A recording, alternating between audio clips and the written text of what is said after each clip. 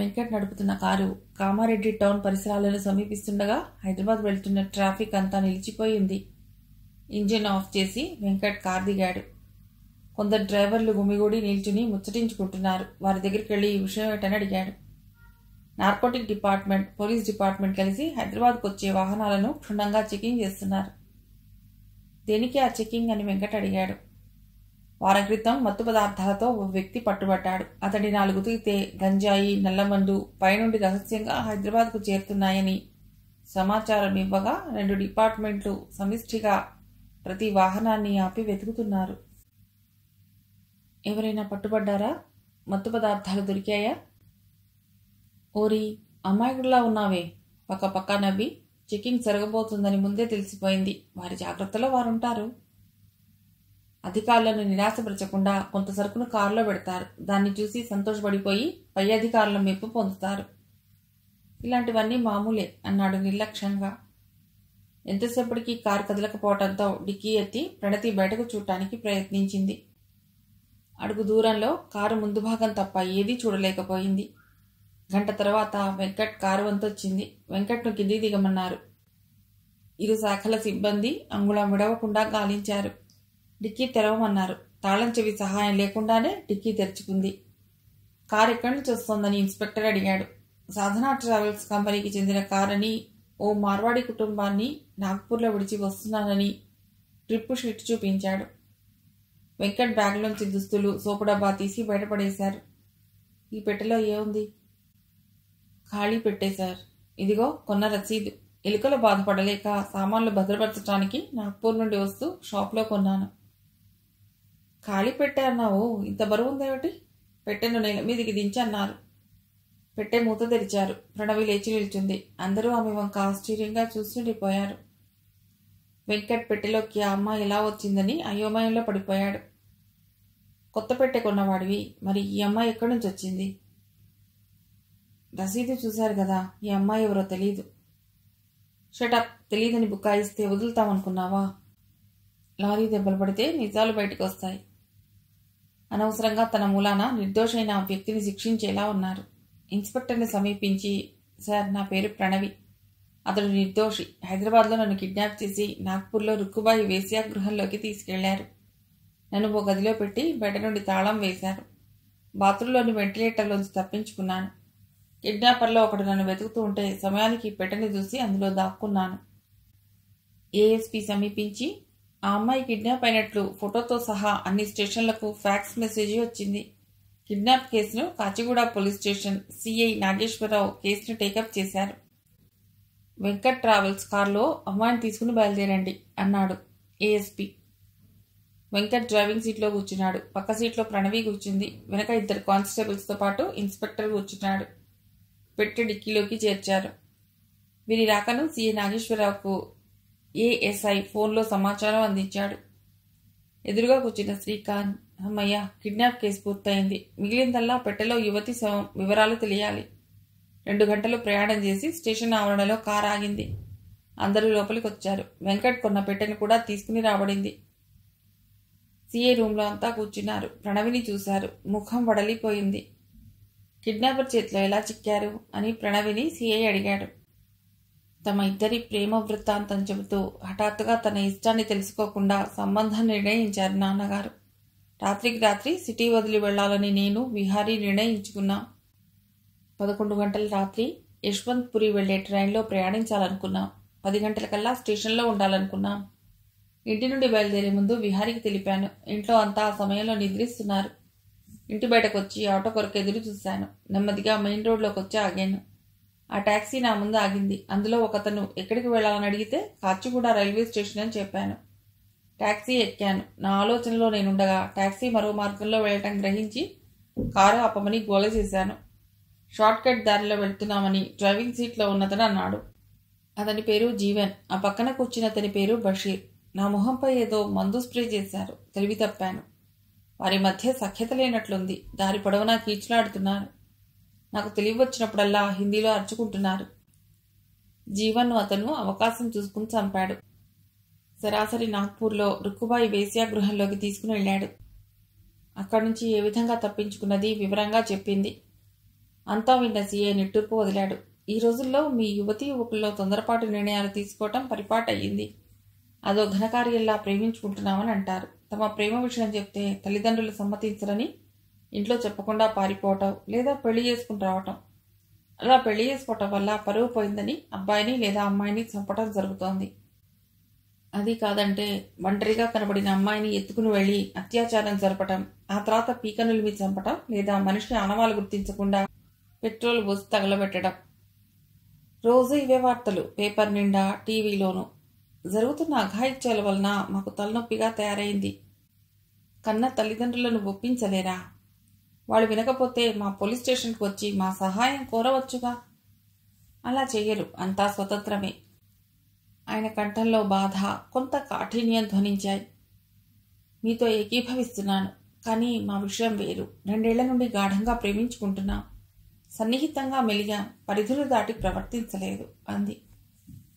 వెంకట వైపుకు తిరిగి, అన్నా, సమయానికి ఆపద్బాంధుడిలా ఆదుకున్నారు. సరిగ్గా మీరు కొన్న పెట్టెను షాప్లోని మనుషులు మోసుకుంటూ వచ్చి కార్ దగ్గర దించారు.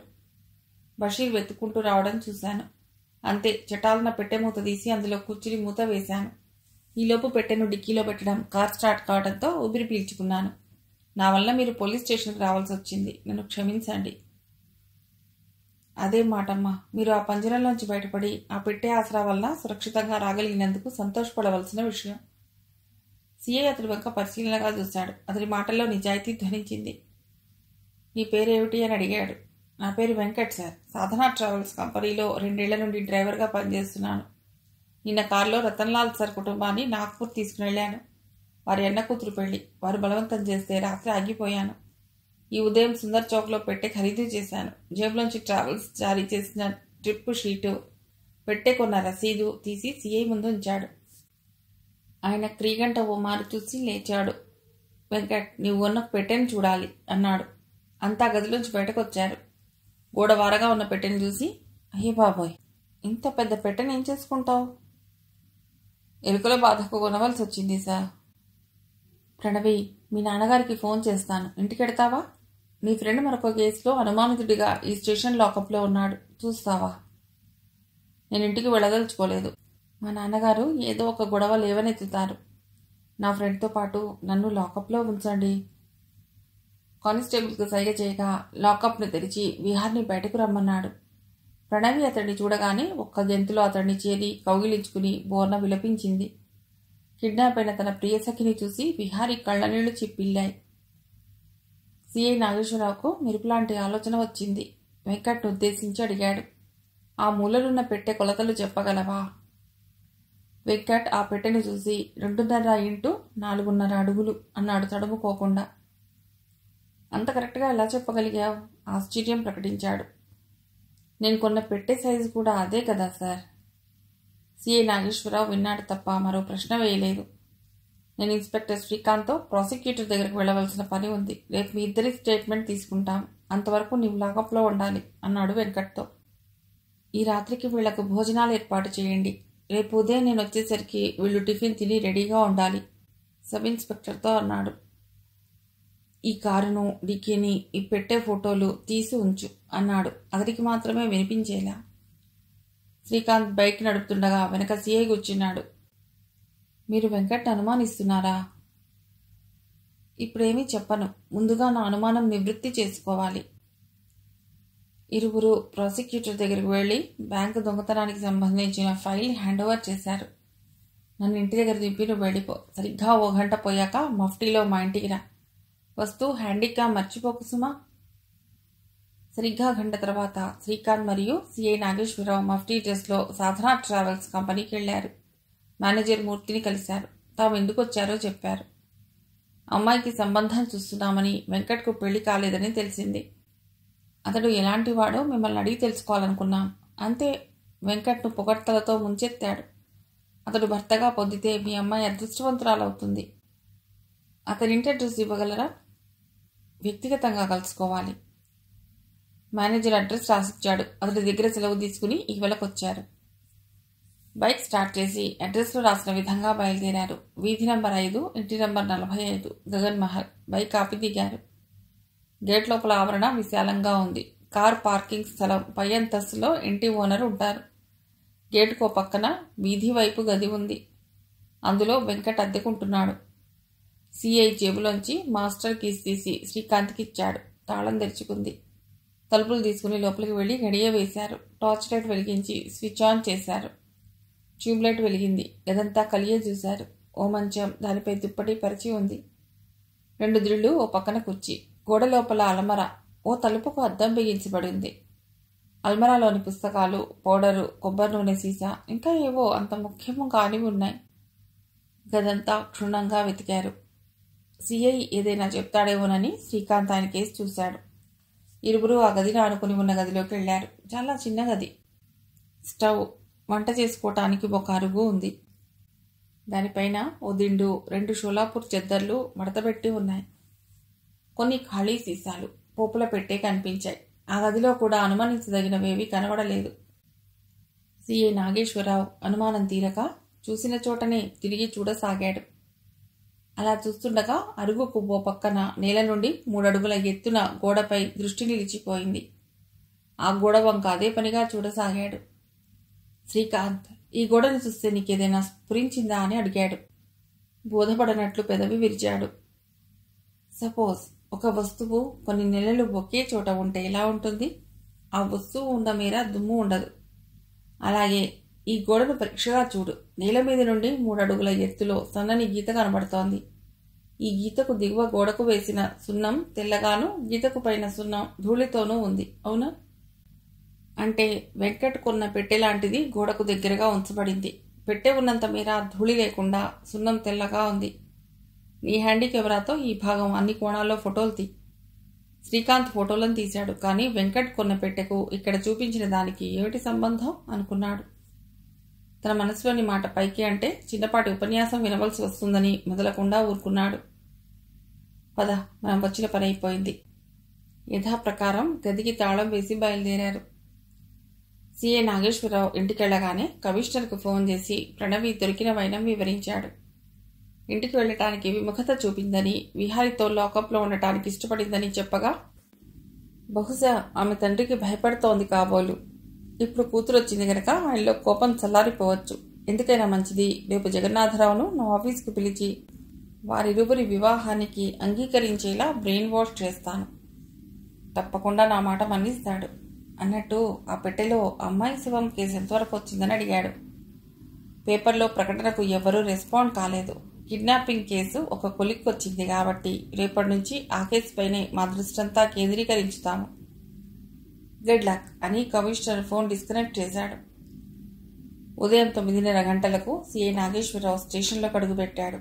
ఆయన రావటం చూసి బెంచిపైన బషీర్కు చెరో పక్కన కూర్చున్న కానిస్టేబుల్స్ లేచి నిల్చున్నారు. ఇన్స్పెక్టర్ శ్రీకాంత్తో చర్చిస్తున్న నిర్మల్ ఇన్స్పెక్టర్ వీరేశం లేచి అటెన్షన్లో నిలబడి శాల్యూట్ చేశాడు. వీరేశం, బాగున్నావా? ఆప్యాయంగా పలకరించాడు. బాగున్నాను సార్. నిన్ను చివరిసారి చూసింది 4 ఏళ్ల క్రితం. కాస్త లావు చేశావు తప్ప ఏమీ మారలేదు. రండి నా గదిలోకి అంటూ ఆహ్వానించాడు. సిఐ తన సీట్ను ఆక్రమించగా 2 ఇన్స్పెక్టర్లు ఆయన ముందున కుర్చీలలో ఆసీనులయ్యారు. మృతుడు జీవన్ నుండి సేకరించిన వస్తువులు, ప్రత్యేకంగా కవర్లో నాటు పిస్తోలు, 80,000 క్యాష్ కాకుండా బషీర్ నుండి తీసుకున్న డబ్బు విడివిడిగా టేబుల్ మీద పెట్టారు. ఫైల్లో బషీర్ నుండి తీసుకున్న స్టేట్మెంట్, దానికి ఇంగ్లీష్లో తర్జుమా, పోస్టుమార్టం రిపోర్ట్లను సిఐ గారికి ఇవ్వగా ఆయన తిరిగేసి చూశాడు.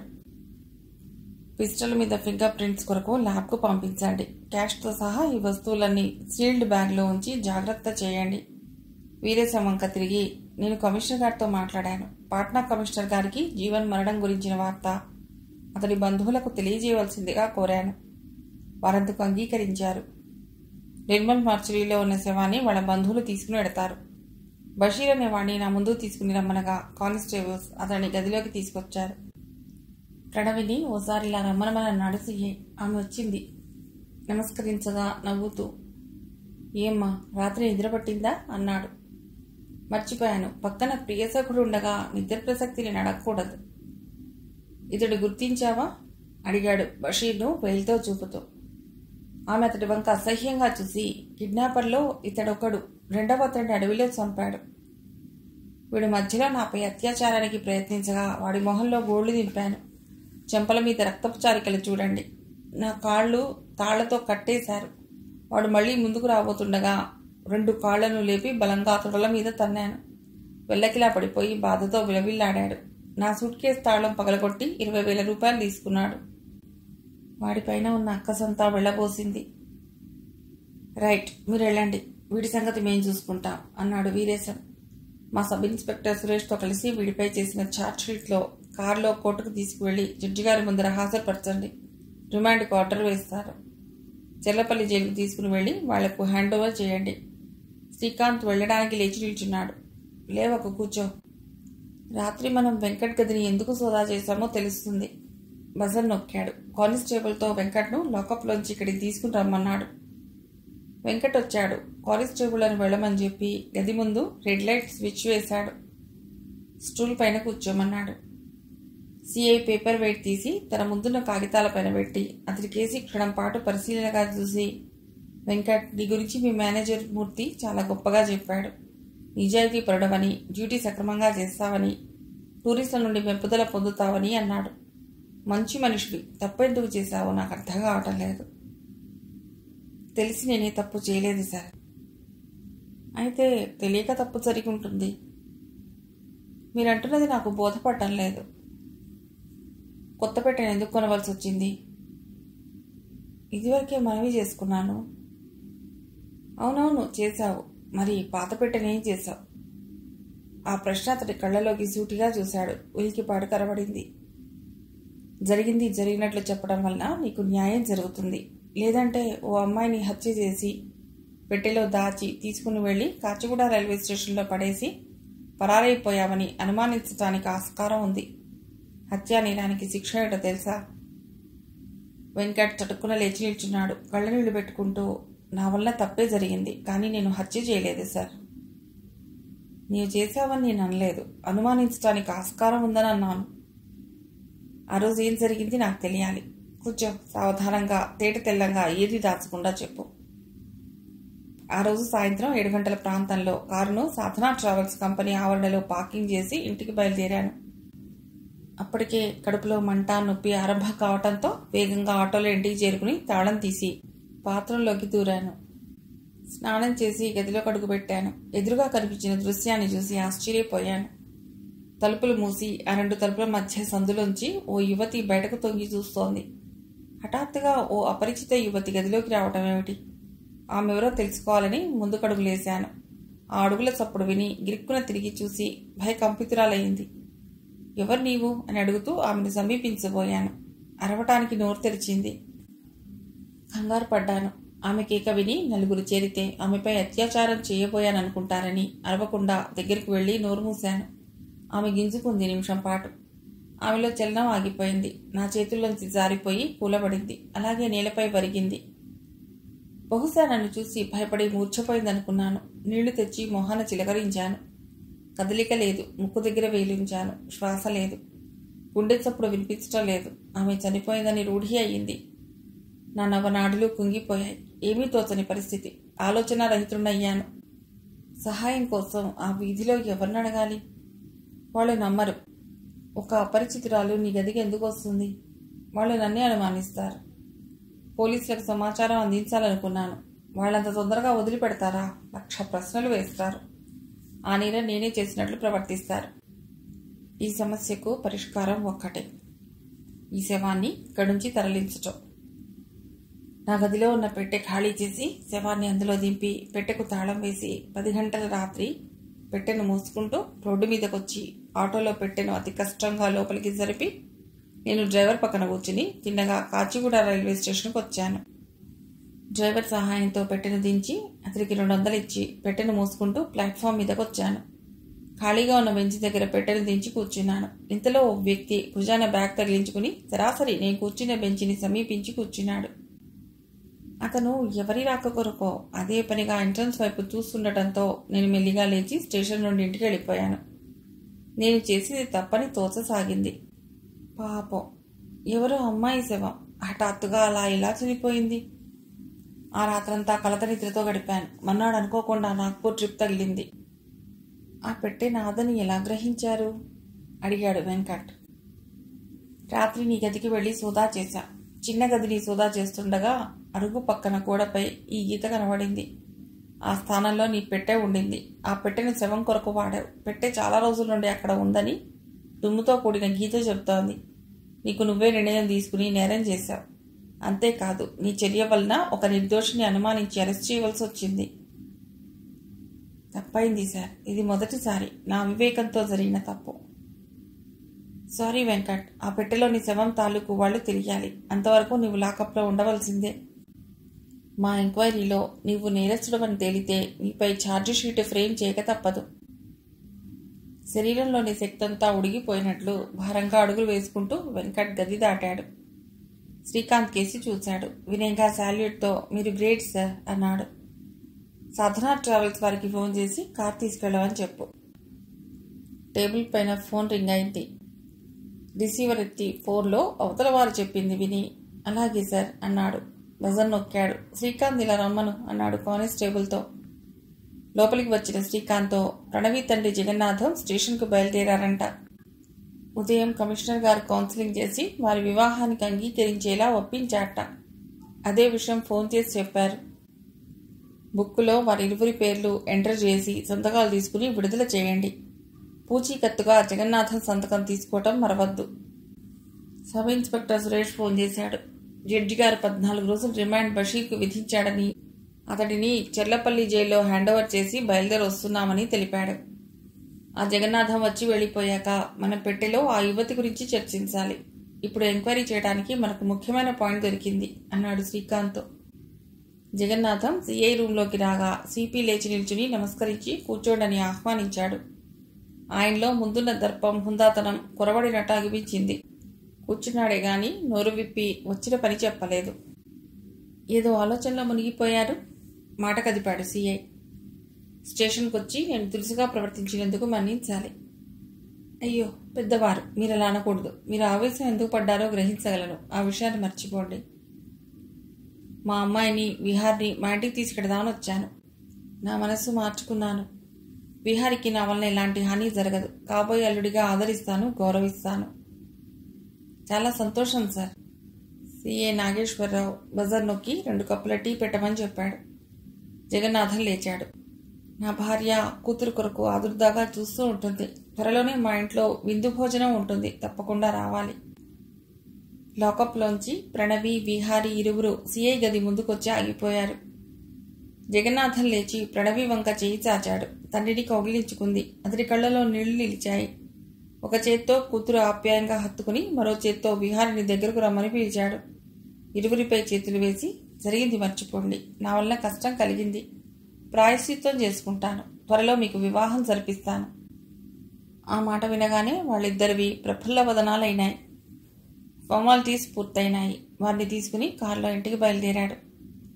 గుమ్మంలో కాచుకుని కూర్చున్న భాగ్యం కూతురు కంటపడగానే పరిగెత్తి కౌగిలించుకుంది. ఎంతసేపటికి ఆ కౌగిలి విడిపోలేదు. నీ ప్రేమ వర్షం చాలు గాని ముందు వాళ్లకు వేడివేడి టీ ఇవ్వు. తలంటి స్నానం చేసి వస్తారు. ప్రణవి, అబ్బాయిని నీ గదిలోకి తీసుకునేళ్ళు. కిందకు రావాల్సిన పని లేదు. కరువు తీరా మాట్లాడుకోండి. విహారీ, మీ ఇంటికి రేపు గాని ఎల్లుండి గాని నీ ఇష్టం. వెళ్ళి మీ వాళ్లకు ఈ శుభవార్త వినిపించు. రేపే పురోహితుడి పిలిచి మంచి ముహూర్తం ఎప్పుడుందో తెలుసుకుంటాను. భర్తలో వచ్చిన మార్పును చూసి నమ్మలేకపోయింది. వాళ్ళని ఒంటరిగా గదిలో ఉండమని చెప్తారేమిటి?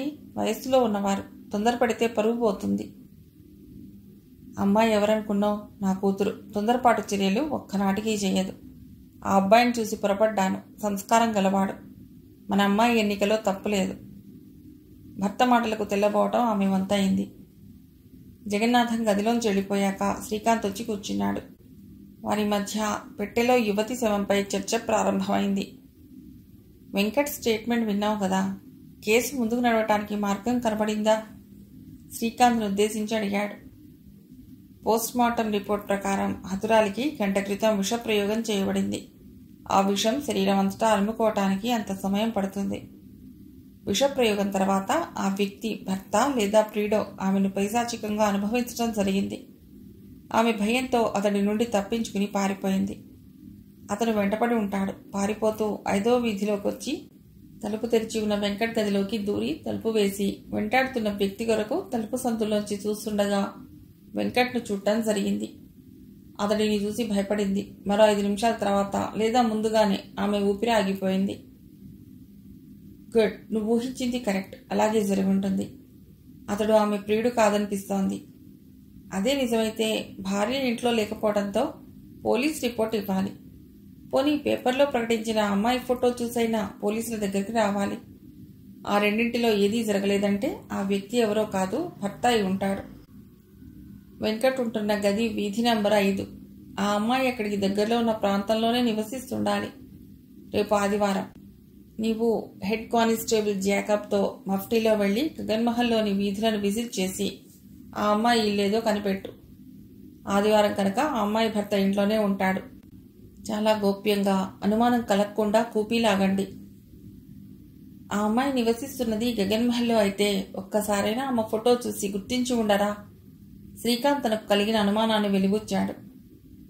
నీ అనుమానం కరెక్ట్. ఆ పరిసరాలను చూస్తే తెలుస్తుంది. ఆమె భర్తను అడిగితే ఏం చెప్తాడనేది ఈ కేసుకు కావాల్సిన పాయింట్. వెంకట్ ఆమెను హత్య చేయలేదనడానికి ఆధారం డాక్టర్ గారి పోస్ట్మార్టం రిపోర్ట్. విషప్రయోగం జరిగిన సమయంలో టూరిస్ట్ను డ్రాప్ చేయడానికి హోటల్కి వెళ్లాడు. శవం తరలించిన నేరం అతడి మీద ఉంది. ఎఫ్ఐఆర్ తయారు చేయాలి, ఛార్జ్ షీట్ ఫైల్ చేయాలి. అతడి గురించి ఆలోచించకు. ముందు నేను చెప్పిన పని అటెండ్ అవ్వండి. పాజిటివ్ రిపోర్ట్తో రావాలి. శ్రీకాంత్ తలూపి గదిలోంచి వెళ్ళిపోయాడు. సీఏ కళ్ళు మూసుకుని మనసులో కేసునంతా మననం చేసుకోసాగాడు. ఫ్లైట్ దిగి క్యాబ్లో రుక్కుబాయి తన కోటరీకి చేరుకుంది. ఆమె హాల్లో కడుగుపెట్టింది. కులాసాగా కూర్చున్న లక్ష్మణ్ అదిరిపడి నిటారుగా లేచి నిల్చుని నమస్కరించాడు. ఆమె టీవీగా వచ్చి సోఫాలో కూర్చున్నది. ఆమె రాక నిమిషాల్లో ఆ భవనంలో ఉన్న వారందరికీ తెలిసిపోయింది. అమ్మాయిల పక్కపక్కలు ఇకలు ఆగిపోయాయి. గదుల్లోకి దూరిపోయారు. పనివాళ్లు పనుల్లో పడ్డారు. ఆమె రాకను ముందే పసిగట్టిన కమలి బత్తాయి రసం తీసి కాస్త మిరియాల పొడి వేసి గ్లాసు రుక్కుబాయి చేతికి ఇచ్చింది. పళ్ళరసం గటగటా తాగి ఖాళీ గ్లాస్ తిరిగిస్తూ, కమలి, సమయానికి నా ప్రాణం కాపాడావు. ముంబైలో ఎండ దేవుడెరుగు, వాళ్ళంతా చెమటతో చికాకు పడిపోయాను అని లక్ష్మణ్ వంక తిరిగి, అన్ని పనులు యథావిధిగా జరిగిపోతున్నాయా అడిగింది. లక్ష్మణ్ నోటితో కాక తలాడించి సమాధానం ఇచ్చాడు. అడగటం మర్చాను, జీవన్ వచ్చాడా? వాడు అమ్మాయిని తీసుకొస్తానని చెప్పాడు. అడ్వాన్స్గా 1,00,000 రూపాయలు ఇచ్చాను. లక్ష్మణ్, కమలి ముఖాముఖాలు చూసుకున్నారు. ధైర్యం చేసి, జీవన్ రాలేదు, వాడి చెంచాగాడు బషీర్ అమ్మాయిని తీసుకుని వచ్చాడు. వాడు డబ్బు కొరకు గొడవ చేయటం, లేదంటే చోటాభాయ్ అడ్డాకు తీసుకుని పెడతానన్నాడు. పిస్టల్ చూపి నోరు మూయించాడు. కమలి, అమ్మాయి ఇలా ఉంది, 5 లక్షలకు విలువ చేస్తుందా? 4 రెట్లు విలువగలది. స్వర్గం నుండి నేల మీదకు దిగిన దేవతల అందంతో మెరిసిపోతోంది. ఆమె కాలిగోటికి ఎవరూ సరిపోరు. అచ్చా, అంత బాగుందా? నీవు చెప్పావంటే నిజమే అయి ఉంటుంది. వెంటనే అమ్మాయిని చూడాలి. కమలి మెదలకుండా తలంచుకుని నిల్చుంది. అదేమిటి, మీరిద్దరూ నోరు విప్పడం లేదు, కదలటం లేదు? ఏం జరిగింది? ఆమె కంఠంలో విసుగు ధ్వనించింది. ఆమె లేదమ్మా, పారిపోయింది, హీనస్వరంతో అన్నారు. పారిపోయిందా? కోటరీలోకి వచ్చిన అమ్మాయి పారిపోయిందా? పైన గెస్ట్ రూమ్లో ఉంచి బయట నుండి తాళం వేశాను. రాత్రి పడుకునే ముందు వెళ్ళి చూశాను, నిద్రపోతోంది. ఉదయం టీ తీసుకుని వెళ్ళాను, గదిలో లేదు. బాత్రూంలో నీళ్ల చొప్పుడవుతుంటే స్నానం చేస్తుంది అనుకున్నాను. ఎంతసేపటికి రాకపోయేసరికి బాత్రూం తలుపు తీసి చూస్తే పంపులోంచి నీళ్లు పడుతున్నాయి. వెంటిలేటర్ అద్దాలు తొలగించి పైప్ పట్టుకుని కిందికి వెళ్ళింది. గోడ దూకి పారిపోయింది. నువ్వు చెప్తున్నది నమ్మదగిందిగా లేదు. పద, నేను చూడాలి. అంతా గెస్ట్ రూమ్ బాత్రూంలోకి వెళ్లారు. అక్కడి పరిస్థితి రుక్కుబాయికి అర్థమైంది. మన కోటరీలోంచి అమ్మాయి పారిపోయిన విషయం బయటకు పొక్కకూడదు. వెంటిలేటర్ తీయించి ఎత్తులో చిన్న సైజు బిగించి ఏర్పాటు చేయండి. లక్ష్మణ్, నిమిషంలో జగ్గు నా ముందుండాలి అంది. జేవరించిన మొహంతో సోఫాలో వచ్చి కూర్చుంది. 5 నిమిషాల్లో జగ్గు అనతను ప్రవేశించాడు. సన్నగా రివటలా ఉన్నాడు. అలా అని మరీ ఎత్తరి కాదు. కళ్లలో చురుకుదనం కొట్టొచ్చినట్లు కనబడుతోంది. శత్రువును క్షణాల్లో ఊహించని విధంగా నేల కర్పిస్తాడు. దొంగతనాలు, హత్యలు ఒకటేమిటి, డబ్బిస్తే చేయని దారుణం ఉండదు. అనుమానించని విధంగా అమాయకుడిలా ప్రవర్తిస్తాడు. అతడిలో మరొక మనిషి దాగున్నాడని ఊహించరు. బ్యాగ్లోంచి 500 కట్ట అతడి వైపు విసిరింది. గాల్లోనే దాన్ని అందుకున్నాడు. నువ్వు జీవన్ బషీర్లని ఎరుగుదువు గదా? తలూపాడు. వాళ్ళు హైదరాబాద్లో ఉన్నారు. గాలించి పట్టుకుని కాళ్ళు చేతులు విరిచే. వాళ్ళ నుండి ఇక్కడికి తీసుకొచ్చిన అమ్మాయి అడ్రస్ తెలుసుకో. ఆ అమ్మాయిని తీసుకునిరా, 5 లక్షలు ఇస్తాను. ఇంతలో కమలి పరిగెత్తుకొచ్చింది. అక్క, ఆ అమ్మాయి బ్యాగ్ వెతుకుతుండగా అడుగున ఈ రసీదు కనబడింది. జగ్గు, ఈ రసీదు చూడు, నీకు ఉపయోగపడుతుందా? కల్పన క్లాత్ స్టోర్, కోఠి. కొన్నవారి పేరు ఎదురుగా ప్రణవి అని రాసి ఉంది. ఒక్క క్షణం ఆలోచించి, ఒకవేళ ఆ జీవన్ బషీర్ల ఆచూకీ దొరకని పక్షంలో ఈ రసీదు ద్వారా ఆ అమ్మాయి అడ్రస్ తెలుసుకుంటాను. ముందు ఏది ముఖ్యం, వాళ్ళని శిక్షించటమా లేక ఆ అమ్మాయిని తేవాలా? నీ ప్రయత్నం అంతా అమ్మాయి గురించి. ఆ విధవల కొరకు సమయం వృధా చేయకు. 3 రోజుల్లో ఆ పిల్ల నా కోటరీలో ఉండాలి. ఇది నీ తెలివికి చాకచక్యానికి పరీక్ష అనుకో అంది. జగ్గు కోటరీ దాటొచ్చాడు. పార్కింగ్ చేసిన బైక్ దగ్గరకొచ్చి జేబులోంచి సెల్ ఫోన్లో అతడి స్నేహితుడు శాంతారాంను కాంటాక్ట్ చేసి జీవన్ బషీర్ల గురించి అడిగాడు. 3 రోజుల క్రితం జీవన్ శవం అడవిలో దొరికింది. అతడిని బషీర్ అన్నవాడు హత్య చేశాడని పోలీసులు అనుమానించి వెతుకుతున్నారు. జీవన్ లేడన్న సంగతి రుక్కుబాయికి తెలపాలనిపించక బైక్ స్టార్ట్ చేసి వెడుతూ ముందుగా ఆదిలాబాద్ వెళ్లి తన మేనమామ భగవాన్ను కలుసుకోవాలనుకున్నాడు. ఆదిలాబాద్ వెళ్లే బస్సులో టికెట్ తీసుకుని కూర్చున్నాడు. ఆదిలాబాద్ బస్టాండ్కు సమీపంలో భగవాన్ జనరల్ స్టోర్ ఉంది. మేనమామని కలిశాడు. ఆ మాట ఈ మాట ముచ్చటించుకున్నాక మాటల్లో జీవన్ బషీర్ల పేర్లొచ్చాయి. ఆ బషీర్ గాడు దరిద్రుడు. చేరదీసి డ్రైవింగ్ నెరిపి తన క్రింద పనికి ఉంచుకున్న జీవన్ను డబ్బుల కొరకు హత్య చేశాడు. వాడి పాపం పండింది. నిర్మల్ పోలీసులు పట్టుకుని లాకప్లో పడేసి చచ్చేలా కొట్టారు. మామా, అతడి నేను కలుసుకోవాలి. ఎలా? కుదరదు. ఈ సమయంలో నువ్వు వెడితే అనుమానిస్తారు. పాత స్టాఫ్ అంతా బదిలీ అయి వాళ్ల స్థానంలో కొత్త వాళ్ళు వచ్చారు. సరాసరి హైదరాబాద్ వెళ్లి ప్రయత్నించడమే మంచిదనుకున్నాడు. భగవాన్ చేతిలో రుక్కుబాయి ఇచ్చిన డబ్బులో సగం ఇచ్చి తిరిగి వచ్చేటప్పుడు తీసుకుంటానని బయలుదేరాడు. సాయంత్రం 6 అవుతోంది. హోటల్కి వెళ్లి కడుపు నిండా టిఫిన్ పట్టించి హైదరాబాద్ వెళ్లే బస్సులో ఎక్కి కూర్చున్నాడు. ప్రయాణంలో ఉండగా ఓ నిద్ర తీశాడు. 12 గంటలకు బస్సు డిపోకు చేరింది. చేతిలో చిన్న బ్యాగ్తో బస్సు దిగి కాలినడకన గౌలీగూడ చెమన్ సమీపంలో ఉన్న ఓ మావాడి హోటల్లో గది తీసుకుని చేరిపోయాడు. ఇన్స్పెక్టర్ శ్రీకాంత్, హెడ్ కానిస్టేబుల్ వేషాలు మారిపోయాయి. సాదాసీదా దుస్తులు ధరించారు. గగన్మహల్ ఏరియా చాలా పెద్దది. ఆ అమ్మాయి ఇల్లు తెలుసుకోవటం కష్టమైన పని. సందేహించాడు హెడ్ కానిస్టేబుల్. రాజన్న, మర్చిపోయావా? వెంకట్ నివసిస్తున్నది 5వ నెంబర్ వీధిలో ఉంది. ఈ వీధికి చుట్టుపక్కల గల ఇళ్లకు వెళ్లి తెలుసుకోవాలి శ్రీకాంత్ అన్నాడు.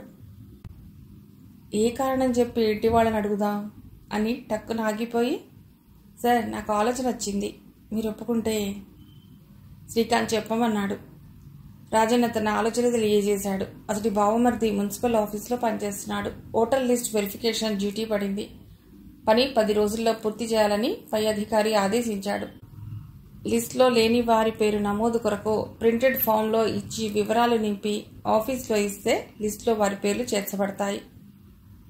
8 రోజులుగా గగన్మహల్ ఏరియాలో తిరిగి లిస్టుతో వెరిఫై చేస్తున్నాడు. ఈరోజు డ్యూటీకి వెళ్లలేకపోయాడు. ఒళ్ళు నొప్పులు, 102 జ్వరం, 300 పని పూర్తయింది. 1 వంతు పని మిగిలింది. మన అదృష్టం అనుకోవాలి. 1 నుండి 20 ఇళ్లలో వెరిఫై చేయాలి. మేముండేది అశోక్ నగర్. మా బావమర్ది మాతో పాటే ఉంటున్నాడు. నేను వెళ్ళి ఆ లిస్టు, బ్లాంక్ ఫారాలు పట్టుకొస్తాను. మా వాడికి సాయం చేసినట్లుగా ఉంటుంది. ఆ అమ్మాయి ఇల్లు తెలుసుకోవటానికి అవకాశం కలుగుతుంది. Good idea. ఆటోలో మీ ఇంటికెళ్ళి అవసరమైన లిస్ట్ తీసుకుని పని ప్రారంభిద్దాం అన్నాడు. ఇరువురు కలిసి ఆటోలో బయలుదేరారు. గమ్యస్థానానికి చేరుకున్నారు. సార్, మనం నెంబర్ 1 వీధి నుండి ప్రారంభిద్దాం అన్నాడు రాజన్న. లిస్టు ప్రకారం ప్రతి ఇంటికి వెళ్లి విచారించి లిస్టులోని పేర్లకు మార్కు వేసి ఆ వీధిలోని ఇళ్లను పూర్తి చేసి రోడ్డు మీదకొచ్చారు. 2వ నెంబర్ వీధిలో కూడా పని పూర్తి చేసి రోడ్డు మీదకొచ్చారు. ఆ 2 వీధుల్లోని ఇళ్లలో విచారించిన వీరికి కావలసిన వివరాలు దొరకలేదు. ఒక్క క్షణం అక్కడే నిలబడి ఆలోచించాడు శ్రీకాంత్. రోడ్డుకు ఎదురుగా ఉన్న వీధి నంబర్లు 11తో ప్రారంభమయ్యాయి. ఆ అమ్మాయి ఎదురుగా ఉన్న వీధిలోంచి 5వ నెంబర్ వీధిలోకి వచ్చి ఉండవచ్చు. ఎదురుగా 50 ఏళ్ల వయసు గల ఓ ఆడమనిషి రావటం గమనించి, రాజన్న, ఇళ్లలో పనిచేసే వాళ్లకు చాలా సంగతి తెలుస్తుంటాయి. ఆ అమ్మాయి ఫోటో చూపించి అడుగుదామా? అతడు తలూపి ఆమె వారిని సమీపించగానే నీ పేరేమిటమ్మా అన్నాడు. ఆవిడ ఎగాదిగా చూసి ఎందుకు దీర్ఘాలు తీస్తూ అంది. తప్పుగా అనుకోకమ్మా, మాకు ఇంటి అడ్రస్ కొరకు వెతుకుతున్నాము. రాజన్న జేబులోంచి ఫోటో తీసి చూపించాడు. ఆ ఫోటో వంక కళ్ళు పెద్దవి చేసి చూసింది. ఈ అమ్మ నాకేదో తెలియదు. ఈ గల్లీల ఆఖర్న హాస్పిటల్ గోడ కానొస్తున్నదా? ఆ గోడకి ఉత్తలిల్లు. ఆమె ఊరుకుపోయిందని పెన్మిటి చెప్పిండు. అక్కడ పనిచేసావా? నీకు వాళ్ళు తెలుసా? ఆయన పేరేంటో నోరు తిరగదు. పెళ్లి చేసుకుని వచ్చి ఆ ఇంట్లో కిరాయి దిగిండు. ఆ ఇంట్లో పనిచేస్తా నేను. సక్కదనాల సుక్క. మొగుడి చూసి భయపడేది. నాకు మంచి ఛాయ పోసేది. ఏదడిగినా కళ్ళతోనే జవాబిచ్చేది. పని కాగానే పొమ్మనేవాడు.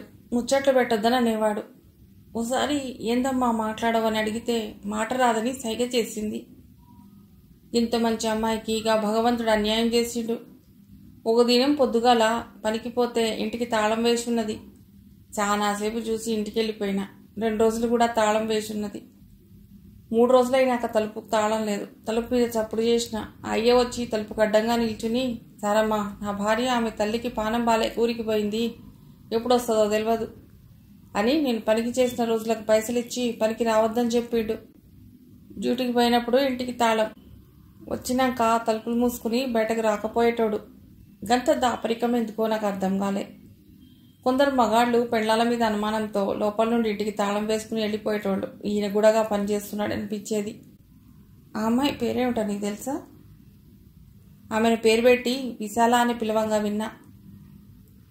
సరే నువ్వు వెళ్ళు, మాకు పనుంది అని కదలబోతుండగా, అయ్యా మీరు ఆ ఇంటికి వెడితే ఆ అమ్మ ఊరు నుంచి వచ్చింది లేనిది జర తెలుసుకోండి. తలూపి ముందుకు నడిచి లిస్టు ప్రకారం పేర్లను టాలీ చేసుకుంటూ చివరింటికి వచ్చారు. తలుపు తట్టారు. వెంటనే తలుపు తెరుచుకోలేదు. 5 నిమిషాల తర్వాత తలుపు తెరిచాడు. 30 ఏళ్ల వయసున్న యువకుడు. ఎత్తుపళ్ళు, నలుపు రంగు. మేము ఓటర్ లిస్టులోని పేర్లను వెరిఫై చేయడానికి వచ్చాం. లిస్ట్ అంతా వెతికి మీ పేరు లేదు. ఎన్నాళ్ళైంది ఇంటికి వచ్చి? 2 నెలలు. ఇంతకు పూర్వం ఎక్కడుండేవారు? నేను షాప్లోనే రాత్రి నిద్రపోయేవాడిని. పెళ్ళయ్యాక ఇంట్లోకి వచ్చాం. మీ పేరు, పనిచేసే చోటు చెప్పగలరా? మృత్యుంజయరావు, శ్రీ విష్ణు డీలర్స్, హైదర్గూడలో గుమాస్తా. నోట్బుక్లో అతడు చెప్పింది రాసుకున్నాడు శ్రీకాంత్. గదంతా కలిగి చూశాడు. పెద్దగా సామానంటూ లేదు. ఎదురుగా గోడకు మెళ్ళో దండతో మృత్యుంజయరావు పక్కన అమ్మాయితో ఫోటో వేలాడుతుంది. తమ దగ్గరున్న ఫోటోలో ఉన్న అమ్మాయికి, గోడకు వేలాడుతున్న ఫోటోలోని అమ్మాయికి తేడా ఉంది. ఇద్దరూ ఒకటి కాదు. కాస్త మంచినీళ్ళు ఇస్తారా అని అడిగితే మృత్యుంజయరావు లోపలికి వెళ్ళాడు. వెంటనే గోడకున్న ఫోటోను సెల్లోని కెమెరా ఆన్ చేసి ఫోటో తీశాడు. గ్లాస్తో మంచినీళ్ళు తాగి బయలుదేరుతూ ఖాళీ ఫామ్ ఇచ్చి ఖాళీలు నింపి మున్సిపల్ ఆఫీసులో ఇవ్వండి. అడగటం మర్చాను, మీ భార్య పేరు ఏమిటని అడిగాడు. విశాల అని సమాధానం ఇచ్చాడు. వాళ్ళు ఇల్లు దాటడం ఆలస్యం. తలుపులు మూసుకున్నాడు. రోడ్డు మీద సారమ్మ వీళ్ళ కొరకు ఎదురు చూస్తూ నిల్చున్నది. సారమ్మ, నువ్వు తప్పు చెప్పినావు. మేము చూసిన అమ్మాయి ఫోటో ఆయన భార్యది కాదు. గదిలో ఎదురుగా భార్యాభర్తలు కలిసి దిగిన ఫోటో గోడకు వేలాడుతోంది. ఇదిగో చూడు. సెల్ ఓపెన్ చేసి ఫోటో చూపించాడు. ఆమె ముక్కు మీద వేలేసుకుని, గదేంది, ఈ పిల్లెవరు? ఈమెను కాదని ఇంకో పెళ్లి చేసుకున్నాడా? 2 నెలల క్రితం పెళ్ళైందని పేరు విశాల అని చెప్పాడు. సారమ్మకు సరణ కోపం వచ్చింది. మీ కాడి ఫోటో ఇయ్యండి, నేను పోయి అడుగుతా. నీవు వెళ్ళి అడిగితే నిజం చెప్తాడా? నా సంగతి తెలియదు. అబద్ధం చెప్తే నలుగురిలో సిగ్గు తీస్తా. అందరూ నా నోటికి భయపడతారు. ఫోటో తీసుకుని వెళ్ళింది. 2 నిమిషాలకే మొహం వేళ్లాడేసుకుని వచ్చింది. వట్టి మాయలోడు. ఈ కాసేపట్లనే ఇంటికి తాళం వేసుకుని పోయిండు. ఈసారి తెల్లబోవడం వీళ్ళ వంతైంది. రాజన్న, ఓటర్ లిస్టు పూర్తి చేయి. వస్తూ తలుపు తెరిచి ఉంటే నాకు ఫోన్ చేయి. అవును సారమ్మ, చివరి గోడ అడ్డం కదా, ఎలా వెళ్ళిండు? ఇంటికి గోడకు మధ్య 3 అడుగుల సందున్నది. అక్కడి నుంచి పోయి ఉంటాడు అంది సారమ్మ. రాజన్నకు చెప్పి శ్రీకాంత్ స్టేషన్కు చేరుకున్నాడు. సీఐకి జరిగింది వివరించాడు. బహుశా అతడు అనుమానపడి మీరు రోడ్డు మీద సారమ్మతో మాట్లాడుతూ ఉండటం చూసి ఇంటికి తాళం బిగించి తప్పుకున్నాడు. అతనంత వేగంగా రియాక్ట్ అవుతాడనుకోలేదు. రాజన్న ఇల్లు దగ్గరలోనే ఉందిగా. రేపు వెలుతురు రాకమునిపే ఆ ఇంటికి వెళ్ళమను. నిజమైన భార్య ఎవరనేది తెలియాలి. ఆలస్యంగా నిద్రలేచిన జగ్గు కిటికీ ముందు నిల్చుని వెడుతున్న జనాన్ని చూస్తున్నాడు. 2 ఏళ్ల క్రితం ఒక వ్యక్తిని హత్య చేయడానికి సుపారీ తీసుకుని హైదరాబాద్ వచ్చాడు. ఈ 2 ఏళ్లలో ఎంతో మార్పు కనబడింది. కిక్కిరిసిన జనం, వాహనాల వృధా, ఉరుకులు పరుగులు, ఎవరో తరుముతున్నట్లు. బషీర్ ద్వారా ఆ అమ్మాయిని కారులో ఎక్కడ ఎక్కించుకున్నది తెలుసుకున్నా అడ్రస్ కనుక్కోవడం కష్టమే అనుకున్నాడు. మామ నిర్మల్ వెళ్ళి బషీర్ని కలుసుకుని చెప్తానన్నాడు. ఇంతవరకు అతడి నుండి ఫోన్ రాలేదు. అలా అనుకోవడం ఆలస్యం. సెల్ ఫోన్ రింగ్ అయింది. బషీర్ను నిర్మల్ స్టేషన్ నుండి హైదరాబాద్లోని కాచిగూడ పోలీస్ స్టేషన్కు తరలించారని శాంతారాం చెప్పాడు. కాచిగూడ పోలీస్ స్టేషన్కు వెళ్లి అతడిని కలుసుకోవాలి. దుస్తులు మార్చుకుని ఆటోలో వెళ్తుండగా వరుసగా వెడ్డింగ్ కార్డులు ప్రింట్ చేసే షాపులు కనిపించాయి. వాటిని చూడగానే అతడి మనసులో ఆలోచన ఒకటి మెదిలింది. స్టేషన్ ముందు ఆటో దిగిపోయి ఫుట్పాత్పై నిల్చున్నాడు. కారణం ఏమని చెప్పి బషీర్ని కలుసుకోవాలి? డైరెక్ట్గా వెళ్ళి అడిగితే అనుమానిస్తారు. ఓ హంతకుడితో నీకేమిటి పని అంటారు. మార్గం ఏమైనా ఉందా అని ఆలోచిస్తుండగా ఎదురుగా హోటల్లోంచి ఓ కుర్రవాడు టీ కెటిల్ పట్టుకుని బయటకు వచ్చాడు. నడుముకు టీ కప్పులు వేలాడుతున్నాయి. అతడు సమీపించగానే దగ్గరకు రమ్మని పిలిచాడు. 10 రూపాయల నోటిచ్చి టీ ఇవ్వమన్నాడు. జేబులోంచి 100 రూపాయల నోటు తీసి, బాబు చిన్న సాయం చేస్తే ఇది నీదే అన్నాడు. ఆ నోటు వంక ఆశగా చూశాడు. ఇప్పుడు నువ్వు వెడుతున్నది పోలీస్ స్టేషన్లో కదా. లాకప్లో బషీర్ అనే అతను ఉంటాడు. అతనికి టీ ఇస్తూ, భాబీని కారులో ఏ బజార్లో ఎక్కించుకున్నారని అడుగు. ఇక్కడే నిల్చుని నీ కొరకు ఎదురు చూస్తూ ఉంటాను. 100 రూపాయల నోటు జేబులో వేసుకుని హుషారుగా స్టేషన్లోకి వెళ్ళాడు. పావుగంట తర్వాత కుర్రవాడు వచ్చాడు. బిక్కమొహం వేసుకుని 100 నోటు చేతిలో పట్టుకుని, అతడిక్కడ లేడు, నిన్ననే చెల్లపల్లి జైలుకు పంపించిరంట. ఆ వార్త విని జగ్గు హతాశుడయ్యాడు. 100 రూపాయల నోటు నీవే ఉంచుకో అని అక్కడి నుంచి కదిలాడు. చెల్లపల్లి వెళ్లాలంటే కాస్తో కుస్తో దూరం కాదు. ఫోన్ తీసి శాంతారాంకు కాల్ చేశాడు. మా వాడు చెల్లపల్లి జైల్లో ఉన్నట్ట, నీకెవరైనా తెలుసా? అక్కడికి వెళ్లకు, ప్రమాదం. టీవీలో వార్తలు చూస్తున్నాను. నిన్న రాత్రి ఖైదీలలో 2 వర్గాలు పోట్లాడుకున్నారట. చాలా మందికి గాయాలయ్యాయి. విజిటర్స్ ఎవరూ రాలేదట. ఎవరిని అనుమతించేది లేదని వచ్చిన వాళ్ళని వెనక్కి పంపిస్తున్నారట. ఇదేమిటి, సులభంగా అమ్మాయి గురించి వివరాలు దొరుకుతాయని భావిస్తే ఆటంకాలు ఎదురవుతున్నాయి అని తలపోస్తూ ఆటోలో తను దిగిన హోటల్ సమీపంలో దిగి ఆటో అతడికి ఛార్జీలు ఇచ్చాడు. వెడ్డింగ్ కార్డులు ప్రింట్ చేసే షాప్లో అడుగుపెట్టి ఓనర్ను కలిశాడు.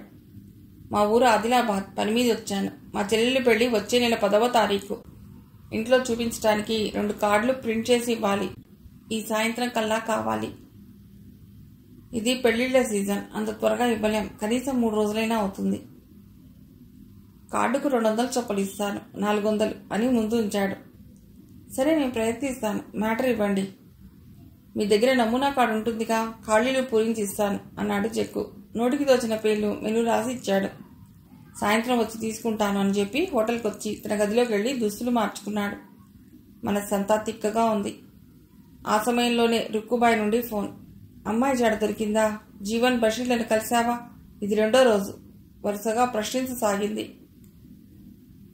ఏం మనిషి, రాత్రి బయలుదేరి వచ్చాను, పడైపోయిందని ప్రశ్నిస్తుందేమిటి? అడిగిన దానికి సమాధానం చెప్పకుండా ఆలోచిస్తున్నావేమిటి? రుక్కుబాయి వ్యవహారం అనుకున్నంత తేలిగ్గా కనిపించడం లేదు. ఆ బషీర్ అమ్మాయిని తీసుకుని వస్తే ఆ డబ్బు కాజేయవచ్చునని జీవన్ని చంపేశాడు. నిర్మల్ స్టేషన్ పోలీసులు అతన్ని అరెస్ట్ చేశారు. అక్కడి నుంచి హైదరాబాద్లోని పోలీస్ స్టేషన్కు తరలించారు. 2 కేసుల్లో అతన్ని బుక్ చేశారు. తీరా అతన్ని కలుసుకోవాలనుకుని వెడితే చెల్లపల్లి జైలుకు పంపించారు. గొడవల కారణంగా విజిటర్స్ను అనుమతించడం లేదు. యావజ్జీవ కారాగార శిక్ష పడవచ్చునంటున్నారు. ఇక మిగిలిందల్లా కల్పన క్లాత్ స్టోర్. సాయంత్రం 4 గంటలకు ఆ షాప్ పరిసరాలను పరిశీలించాలి. అంతా విని త్వరగా అమ్మాయిని తీసుకురా అని విసురుగా ఫోన్ స్విచ్ ఆఫ్ చేశాడు. డబ్బులు పారేస్తే దొరికే వస్తువా? అమ్మాయిని కిడ్నాప్ చేసి తీసుకురావడం అంటే ఆషామాషి వ్యవహారం కాదు. అయినా తాను కూడా ఓ స్త్రీ అయి ఉండి సాటి స్త్రీ శరీరాన్ని బజార్లో పడంగా పెట్టి డబ్బు సంపాదించడానికి మనసులా అంగీకరిస్తుంది? బుద్ధి తక్కువే అంగీకరించాను. 2 గంటల పాటు విశ్రాంతి తీసుకుని కాలినడకన కోటి వైపు బయలుదేరాడు. షాపు ముందుకొచ్చి ఆగాడు. కల్పన క్లాత్ స్టోర్ విశాలంగా ఉంది. గాజు తలుపుల ద్వారం ముందు గార్డు నిలబడి ఉన్నాడు. జగ్గు లోపలికి ప్రవేశించాడు. ఇల్లాకారంలో కౌంటర్లు ఉన్నాయి. ప్రతి కౌంటర్ దగ్గర ఎక్కువ సంఖ్యలో ఆడవాళ్లు కనిపించారు. వారి ముందు రకరకాల చీరల దొంతర్లు. మేనేజర్ అతడి వైపు రావడం గమనించి నా స్నేహితుడు ఈ షాప్లో ఉంటాడు, రమ్మన్నాడు. బహుశా వచ్చి వెళ్ళిపోయి ఉంటాడు. షాప్లోంచి బయటికి వచ్చాడు. ఎలాగైనా పని పూర్తి చేయాలి. రేపు ఫోన్ నెంబర్ లేదా అడ్రస్ సంపాదించాలి. కౌంటర్లో ఎవరో ఒకరు డబ్బాసకు చెప్పకపోరు. నెమ్మదిగా నడుస్తూ షాప్ల వంక చూస్తూ గౌలీగూడకు చేరుకున్నాడు. షాప్లోకి వెళ్ళి 2 వెడ్డింగ్ కార్డులు తీసుకుని హోటల్కి వచ్చాడు. ప్యాంటు ఇప్పుతుండగా జేబులోంచి సన్నని పదునైన కత్తి కింద పడింది. వంగి దాన్ని అందుకుని వెనక జేబులో పెట్టుకున్నాడు. సెల్ ఫోన్ తీసి రింగ్ టోన్ మ్యూట్లో ఉంచాడు. అతడు ఇంట్లో తప్ప రోడ్డు మీదకి వెడితే రింగ్ టోన్ వినకుండా మ్యూట్లో ఉంచుకోవటం, వైబ్రేట్ అయ్యేలా చేస్తాడు. రింగుకు బదులుగా వైబ్రేషన్ అయినప్పుడు సెల్ ఆన్ చేసి మాట్లాడతాడు. ఫోన్ రింగ్ విని ఇన్స్పెక్టర్ శ్రీకాంత్ లేచి కూర్చున్నాడు. రాజన్న నుండి ఫోన్ కాల్ అది. సార్, ఆ మృత్యుంజయరావు సామాన్యుడు కాదు, అమాయకుల్లా నటించాడు. 5:30 గంటలకు లేచాను. చీకటిగానే ఉంది. ఇంకా 3వ నెంబర్ వీధిలోకి ప్రవేశించి అతడింటికి వెళ్ళాను. తలుపులు బార్లా తెరిచి ఉన్నాయి. లోపలికి వెళ్ళి చూస్తే ఖాళీ. ఒక్క వస్తువు కనపడలేదు. ఇంటి ఓనర్ ప్రశ్నిస్తే అతడు ఇల్లు ఖాళీ చేసినట్టు తెలియదు. పని మనిషి 5 గంటలకే వస్తుంది. ఆమె చెప్తే తెలిసింది. ఓ అర్ధరాత్రి ట్రక్ ఆగిన చప్పుడు విన్నాం, కానీ దానిపైన ధ్యాస పెట్టలేదు అన్నాడు. అతడు చెప్పిందంతా విని, అతడిని ఎక్కడని వెతుకుతాం? నీ డ్యూటీ ప్రకారం స్టేషన్కి వచ్చేసి అక్కడ ఆలోచించుకుందాం అన్నాడు శ్రీకాంత్. ఆ వార్త ఫోన్ ద్వారా సిఐ నాగేశ్వరరావుకు చేరిపోయింది. రాజన్న స్టేషన్కి వచ్చాడు. శ్రీకాంత్కు శాల్యూట్ చేసి నిల్చున్నాడు. సిఐ గారు వచ్చాక బయలుదేరదాం. ఇంతలో సబ్ ఇన్స్పెక్టర్ సురేష్ వచ్చాడు. అతన్ని కూర్చోమని జగన్నాథరావు ఇంటి ముందు మఫ్టీలో పోలీసులు షిఫ్ట్ వారీగా కాపలా కాస్తున్నది లేనిది అతన్ని అడిగి తెలుసుకున్నాడు. ఆ అమ్మాయి కొన్ని రోజుల వరకు బయటికి రాకూడదు. ఒకవేళ వెళ్లాలనుకుంటే ఇద్దరు ఆమెను అనుసరించాలి. ఆ బాధ్యత నీదే అన్నాడు. సబ్ ఇన్స్పెక్టర్ తన సీట్లోకి వెళ్లి కూర్చున్నాడు. సిఐ నాగేశ్వరరావు కారు దిగి సరాసరి తన గదిలోకి వెళ్లి సీట్లో కూర్చుని బజర్ నొక్కాడు. శ్రీకాంత్ ప్రవేశించి శాల్యూట్ చేశాడు. ముఖంలో సీరియస్నెస్ కనబడింది. నా జీవితంలో మొదటిసారి నా పై ఆఫీసర్ చేత మాట పడ్డా. కింది వాళ్లకు సరైన ఇన్స్ట్రక్షన్స్ ఇవ్వటం లేదు. అందుకే అతన్ని తప్పించుకుని పారిపోయాడు. మాట్లాడకుండా వినడం తప్ప ఏం చేయలేకపోయాను. మీ దగ్గర శవంగా మారిన అమ్మాయి ఫోటో ఉంది. గదిలో ఉన్న ఫోటోలో ఉన్న అమ్మాయి మరొకరు. వెంటనే అతన్ని ప్రశ్నించకుండా ఎందుకు వచ్చేశారు? శ్రీకాంత్ లోనే బాధపడుతూ పైకి సంజాయిషి ఇస్తూ, సార్, సారమ్మ ఫోటో చూసి ఆ మృత్యుంజయరావు భార్య అంది. పేరు విశాల అని చెప్పింది. తీరా ఇంటికెళ్ళి చూస్తే గదిలో అతడి పక్కన మరో అమ్మాయి ఉంది. భార్య పేరు విశాల అని చెప్పాడు. సారమ్మ మాట విని నిలదీసి అడిగి ఉంటే అతడు సాక్ష్యాలు చూపించితే మేము తెల్లమొహం వేయవలసి వచ్చేది. పైగా మేము ఓటర్ లిస్టు వెరిఫై చేయడానికి వచ్చామని చెప్పాం. ప్రత్యేకించి నా భార్య గురించి ఎందుకు అడుగుతున్నారని ప్రశ్నిస్తే మా దగ్గర సమాధానం ఉండదు. సిఐ నాగేశ్వరరావు మనసులో శ్రీకాంత్ చెప్పింది సబబుగానే తోచింది. శ్రీకాంత్ ఇక ముందు అనుసరించాలనుకున్న ప్లాన్ ఏమిటి? అతడు హైదర్గూడలోని శ్రీ విష్ణు డీలర్స్ షాప్లో గుమాస్తా. ఇల్లు ఖాళీ చేసి ఉండవచ్చు, కానీ ఉద్యోగం వదులుకోడు. విచారిస్తే ఏ విషయం మనకు తెలిసిపోతుంది. ఓకే, ప్రయత్నం చేయండి. ఇంతవరకు ఏ కేసైనా త్వరగా పూర్తి చేసి మంచి పేరు తెచ్చుకున్నాం. ఈ కేసులో జాప్యం జరగకూడదనుకుంటున్నాను. అలాగే సార్, మీకు మాట రానివ్వం. రాజన్నను తీసుకుని బైక్లో హైదర్గూడ వైపు బయలుదేరారు. లాయర్ ముకుందం సోఫియాను వెంట పెట్టుకుని సిఐ రూంలోకి వచ్చాడు. అతన్ని చూడగానే నవ్వుతూ, ఏం పని మీద వచ్చారని అడిగాడు ముకుందం. వీరి పేరు సోఫియా, ఇటలీ దేశస్తురాలు అని పరిచయం చేశాడు. ఆమె 2 చేతులు జోడించి నమస్కరించింది. బదులుగా నమస్కరిస్తూ, ఒక విదేశస్తురాలు నమస్కరించడం వింతగా తోచింది. విదేశాల్లో ఇంత అందమైన స్త్రీలుంటారనిపించింది. బెయిల్ పేపర్స్ తీసుకుని వచ్చాను అన్నాడు లాయర్. బెయిల్ ఎవరికి అని అడిగితే వెంకట్ పేరు చెప్పారు. వీరు నిన్న ఢిల్లీ నుండి వచ్చారు. వెంకట్ గురించి ఆరా తీస్తే జైల్లో ఉన్నారని సాధనా ట్రావెల్స్ వారు చెప్తే ఆమె ఉంటున్న హోటల్ ద్వారా నన్ను పిలిచి వెంకట్కు బెయిల్ ఏర్పాటు చేయమని కోరింది. సెక్యూరిటీ డిపాజిట్ కింద 50,000 చెల్లించింది. బెయిల్ పేపర్లు సిఐ చేతికివ్వగా వాటిని చూపి బజర్ నొక్కాడు. సబ్ ఇన్స్పెక్టర్తో ఈ బెయిల్ పేపర్లు తీసుకెళ్లి రిజిస్టర్లో ఎంట్రీ చేసి ఈ వెంకట్ను రిలీజ్ చేయండి, వెళ్ళండి. సోఫియా అక్కడే కూర్చునింది. ఫ్లాస్క్లోంచి కాఫీ ఆఫర్ చేయడానికి కప్పు తీశాడు. No coffee, I want to see Venkat అంది. లాయర్ని చూసి, మీరు నాకు బెయిల్ ఇచ్చారా? నన్ను మీరు ఎరగరే ఆశ్చర్యంగా అడిగాడు వెంకట్. మీకు కావలసిన వారు సిఐ రూంలో ఉన్నారు, రండి అని గదిలోకి తీసుకుని వచ్చాడు. అక్కడ సోఫియాను చూసి ఆశ్చర్యంగా సోఫియా అన్నాడు. ఆమె కుర్చీలోంచి లేచి అతన్ని హగ్ చేసుకుంది. ఒక విదేశీ వనిత ఓ సామాన్య డ్రైవర్ పట్ల సాన్నిహిత్యం ప్రదర్శించడం అపురూపంగా తోచింది. సీఏ గారి దగ్గర సెలవు తీసుకుని బయలుదేరుతుండగా వెంకట్తో అన్నాడు, సిటీ వదిలి ఎక్కడికి వెళ్ళకూడదని. అలాగే సార్ అంటూ స్టేషన్ బయటకు వచ్చారు. కేదారి నిల్చునున్నాడు. వెంకట్ని చూడగానే పరిగెత్తుకొచ్చి కౌగిలించుకున్నాడు. విష్ణు డీలర్ షాప్ ముందు బైక్ ఆగింది. శ్రీకాంత్, రాజన్నలు షాప్లోకి ప్రవేశించారు. వారిని చూసి షాప్ ఇన్ఛార్జ్ లేచి నిల్చున్నాడు. మృత్యుంజయరావు డ్యూటీకి ఇంకా రాలేదా అని రాజన్న అడిగాడు. అతడు ఇంకా రాడు, ఉద్యోగానికి రాజీనామా చేశాడు. చావు కబురు చల్లగా చెప్పారు. ఎన్నాళ్ళైంది రాజీనామా చేసి?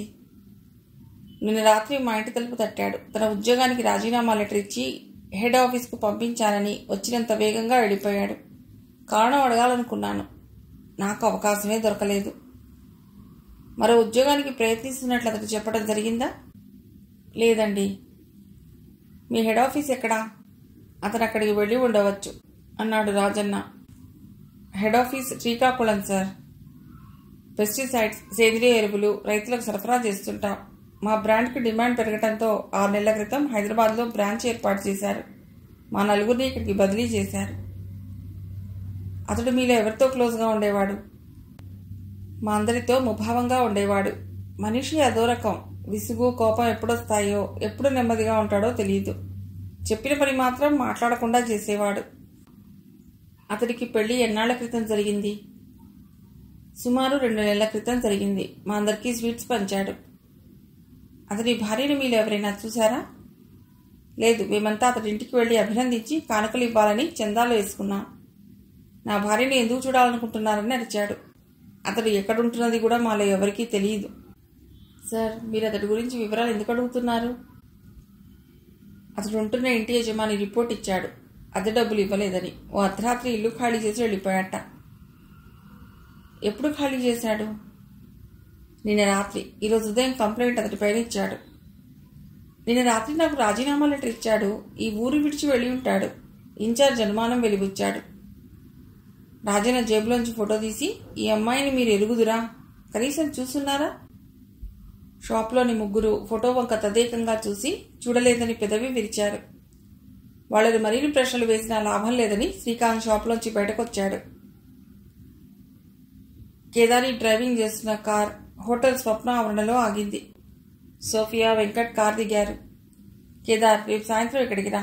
అంతవరకు నీవు డ్యూటీలో ఉన్నట్లు భావించు. కార్ తీసుకుని వెళ్ళు. నీ ఫ్యామిలీతో సరదాగా గడుపు అంది. ఆమెకు కృతజ్ఞతలు చెప్పి వెళ్ళిపోయాడు. లిఫ్ట్లో 3వ అంతస్తులోకి వెళ్లి రూమ్ తలుపులు తెరిచి లోపలికి వెళ్లారు. సోఫియా, ఢిల్లీ వెళ్ళావని విన్నాను. ఇక్కడికి ఎప్పుడు వచ్చావు? నువ్వు స్నానం చేసిరా, లంచ్ ఆర్డర్ ఇస్తాను.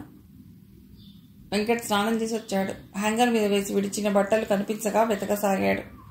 అతడిని గమనించే సోఫియా నవ్వి, ఆ బట్టలు చెత్తబుట్టలో వేశాను. ఆమె చేతిలో పైజామా ఉంది. ఆశ్చర్యంగా వాటి వంక చూశాడు. ఎక్కడివి అని అడక్కు. కబోర్డ్లో నీ సైజు సరిపడా డ్రెస్సులు ఉన్నాయి. ఆలస్యం చేయకుండా వాటిని ధరించు అంది. ఆమె అందించిన దుస్తులు ధరించి నిలువుటద్దం ముందు నిలబడి తలదువ్వుకున్నాడు. సోఫియా వచ్చి నిల్చుంది. అద్దంలో ఆమె ప్రతిబింబం చూసి బ్లాక్ అండ్ వైట్ అన్నాడు. So what, your my hero అంది. వెంకట్ది చామన ఛాయ. ఆమె ప్రవర్తన బొత్తిగా అర్థం కాకుండా ఉంది. ఎన్నాళ్ల నుండో పరిచయం ఉన్నదానిలా సన్నిహితంగా మెలకటంలో ఆంతర్యం ఏమేమి ఉంటుందా అని తనలో తను అనుకున్నాడు. ఇప్పుడైనా చెప్తావా? తిరిగి హైదరాబాద్కు ఒంటరిగా ఎందుకు వచ్చావు? నీ వుడ్బీ ఎక్కడున్నాడు? ఆ వివరాలు లంచ్ తర్వాత చెప్తాను. అంతవరకు ఏమీ అడక్కు. నీ సలహాలు, నీ సహాయం కోరొచ్చాను. ఆ మాట అంటున్నప్పుడు మొహంలో కళతప్పింది. ఆ నీలి కళ్ళలో బాధా వీచిక గోచరించింది. బెల్ మోగింది. సోఫియా వెళ్లి తలుపు తెరిచింది.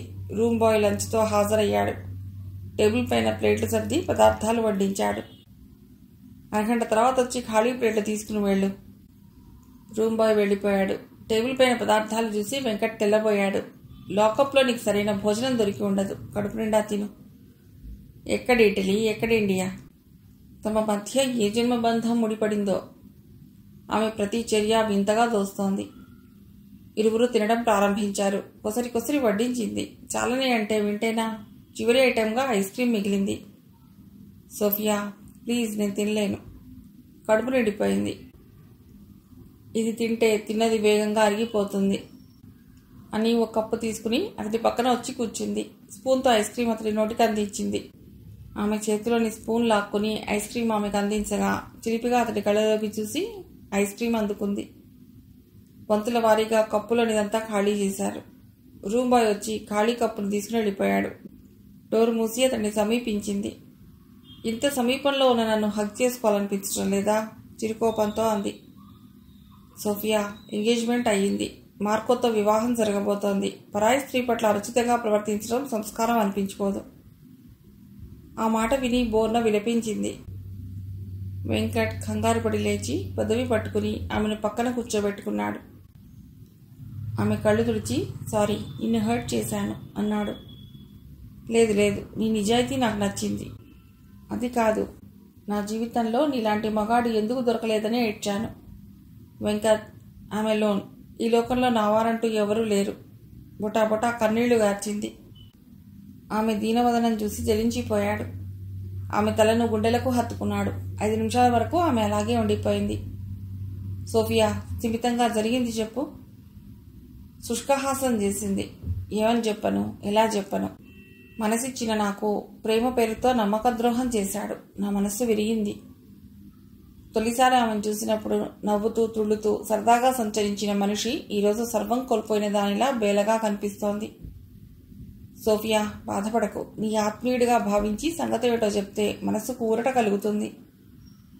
ఆమె చెప్పడం ప్రారంభించింది. ఇటలీలోని మిలన్ పట్టణం నా జన్మస్థలం. నాన్న ఎయిర్వేస్లో ఆఫీసర్. మా పెదనాన్న అమెరికా అమ్మాయిని పెళ్లి చేసుకుని పీట్స్బర్గ్లో స్థిరపడిపోయాడు. అన్న అమెరికా వచ్చి వెళ్లమని కోరినా నా చదువుకు ఆటంకం కలుగుతుందని ప్రయాణం వాయిదా వేస్తూ వచ్చాడు. నా డిగ్రీ పూర్తయింది. ఓ ప్రైవేట్ కంపెనీలో ఉద్యోగం దొరికింది. తన కొడుకు వెడ్డింగ్ ఉందని తప్పకుండా రమ్మని పెదనాన్న కోరికపై ప్రయాణానికి అమ్మా నాన్న అంగీకరించారు. ఒంటరిగా నన్ను వదలలేక తోడుగా ఉంటుందని గార్డియన్ నియమించి తగిన జాగ్రత్తలు చెప్పి అమెరికా ప్రయాణమై వెళ్లారు. 2 రోజులకు ఒకసారి నా క్షేమం ఫోన్ చేసి తెలుసుకునేవారు. మాది సాంప్రదాయ కుటుంబం. ఆచారాలను పాటించేవారం. చర్చిలో ప్రార్థనలకు తప్పనిసరిగా వెళ్లేవాళ్లం. మా కంపెనీలోని కోఆర్డినేటర్ మార్కోతో పరిచయం ఏర్పడింది. ఆ పరిచయం కాస్త దృఢమైన స్నేహంగా మారింది. తరచూ సెలవుల్లో కలుసుకునేవారు.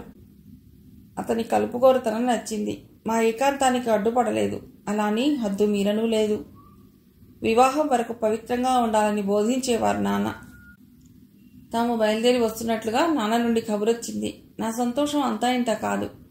మార్కోను పరిచయం చేసి వివాహానికి అనుమతి కోరాలనుకున్నాను. ఆ రోజు సెలవు పెట్టి ఇంట్లోనే ఉన్నాను. సాయంత్రం అవుతుండగా టీవీలో వచ్చిన వార్తను చూసి కెవ్వున అరిచాను. గార్డియన్ పరిగెత్తుకుని వచ్చింది. మాట పెకల్లేదు. వేలితో టీవీ వంక చూపించాను. ఆ దృశ్యాన్ని చూసిన ఆమె మై గాడ్ అంది. సాంకేతిక కారణాల వల్ల మా పేరెంట్స్ ప్రయాణిస్తున్న విమానంలో మంటలు చెలరేగి పేలిపోయి అట్లాంటిక్ ఓషన్లో కూలిపోయింది. అందులోని ప్రయాణికులంతా సముద్రంలో మునిగిపోయారు. శవాల ఆచూకీ తెలియకుండా పోయింది.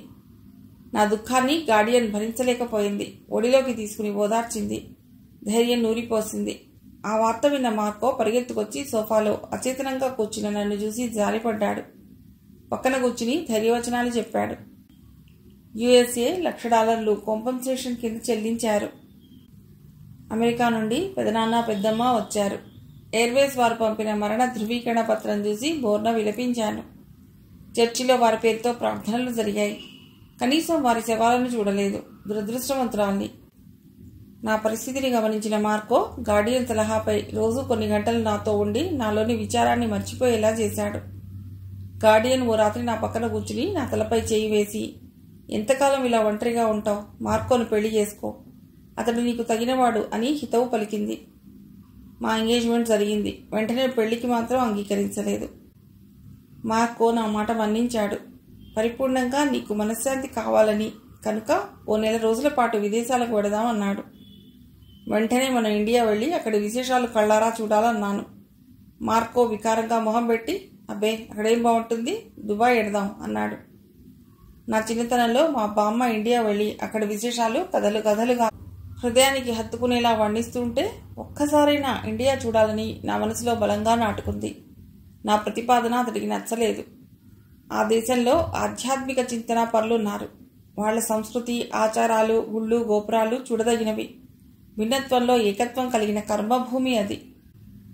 మార్కో ముఖం గంటుగా పెట్టుకుని విసురుగా వెళ్ళిపోయాడు. నా మనసు చివుక్కుమంది. 2 రోజులు మా ఇంటికి రాలేదు. నేనేం బాధపడలేదు. గార్డియన్ జోక్యం చేసుకుని పోనీ అతడు కోరినట్లు దుబాయ్ వెళ్ళమంది.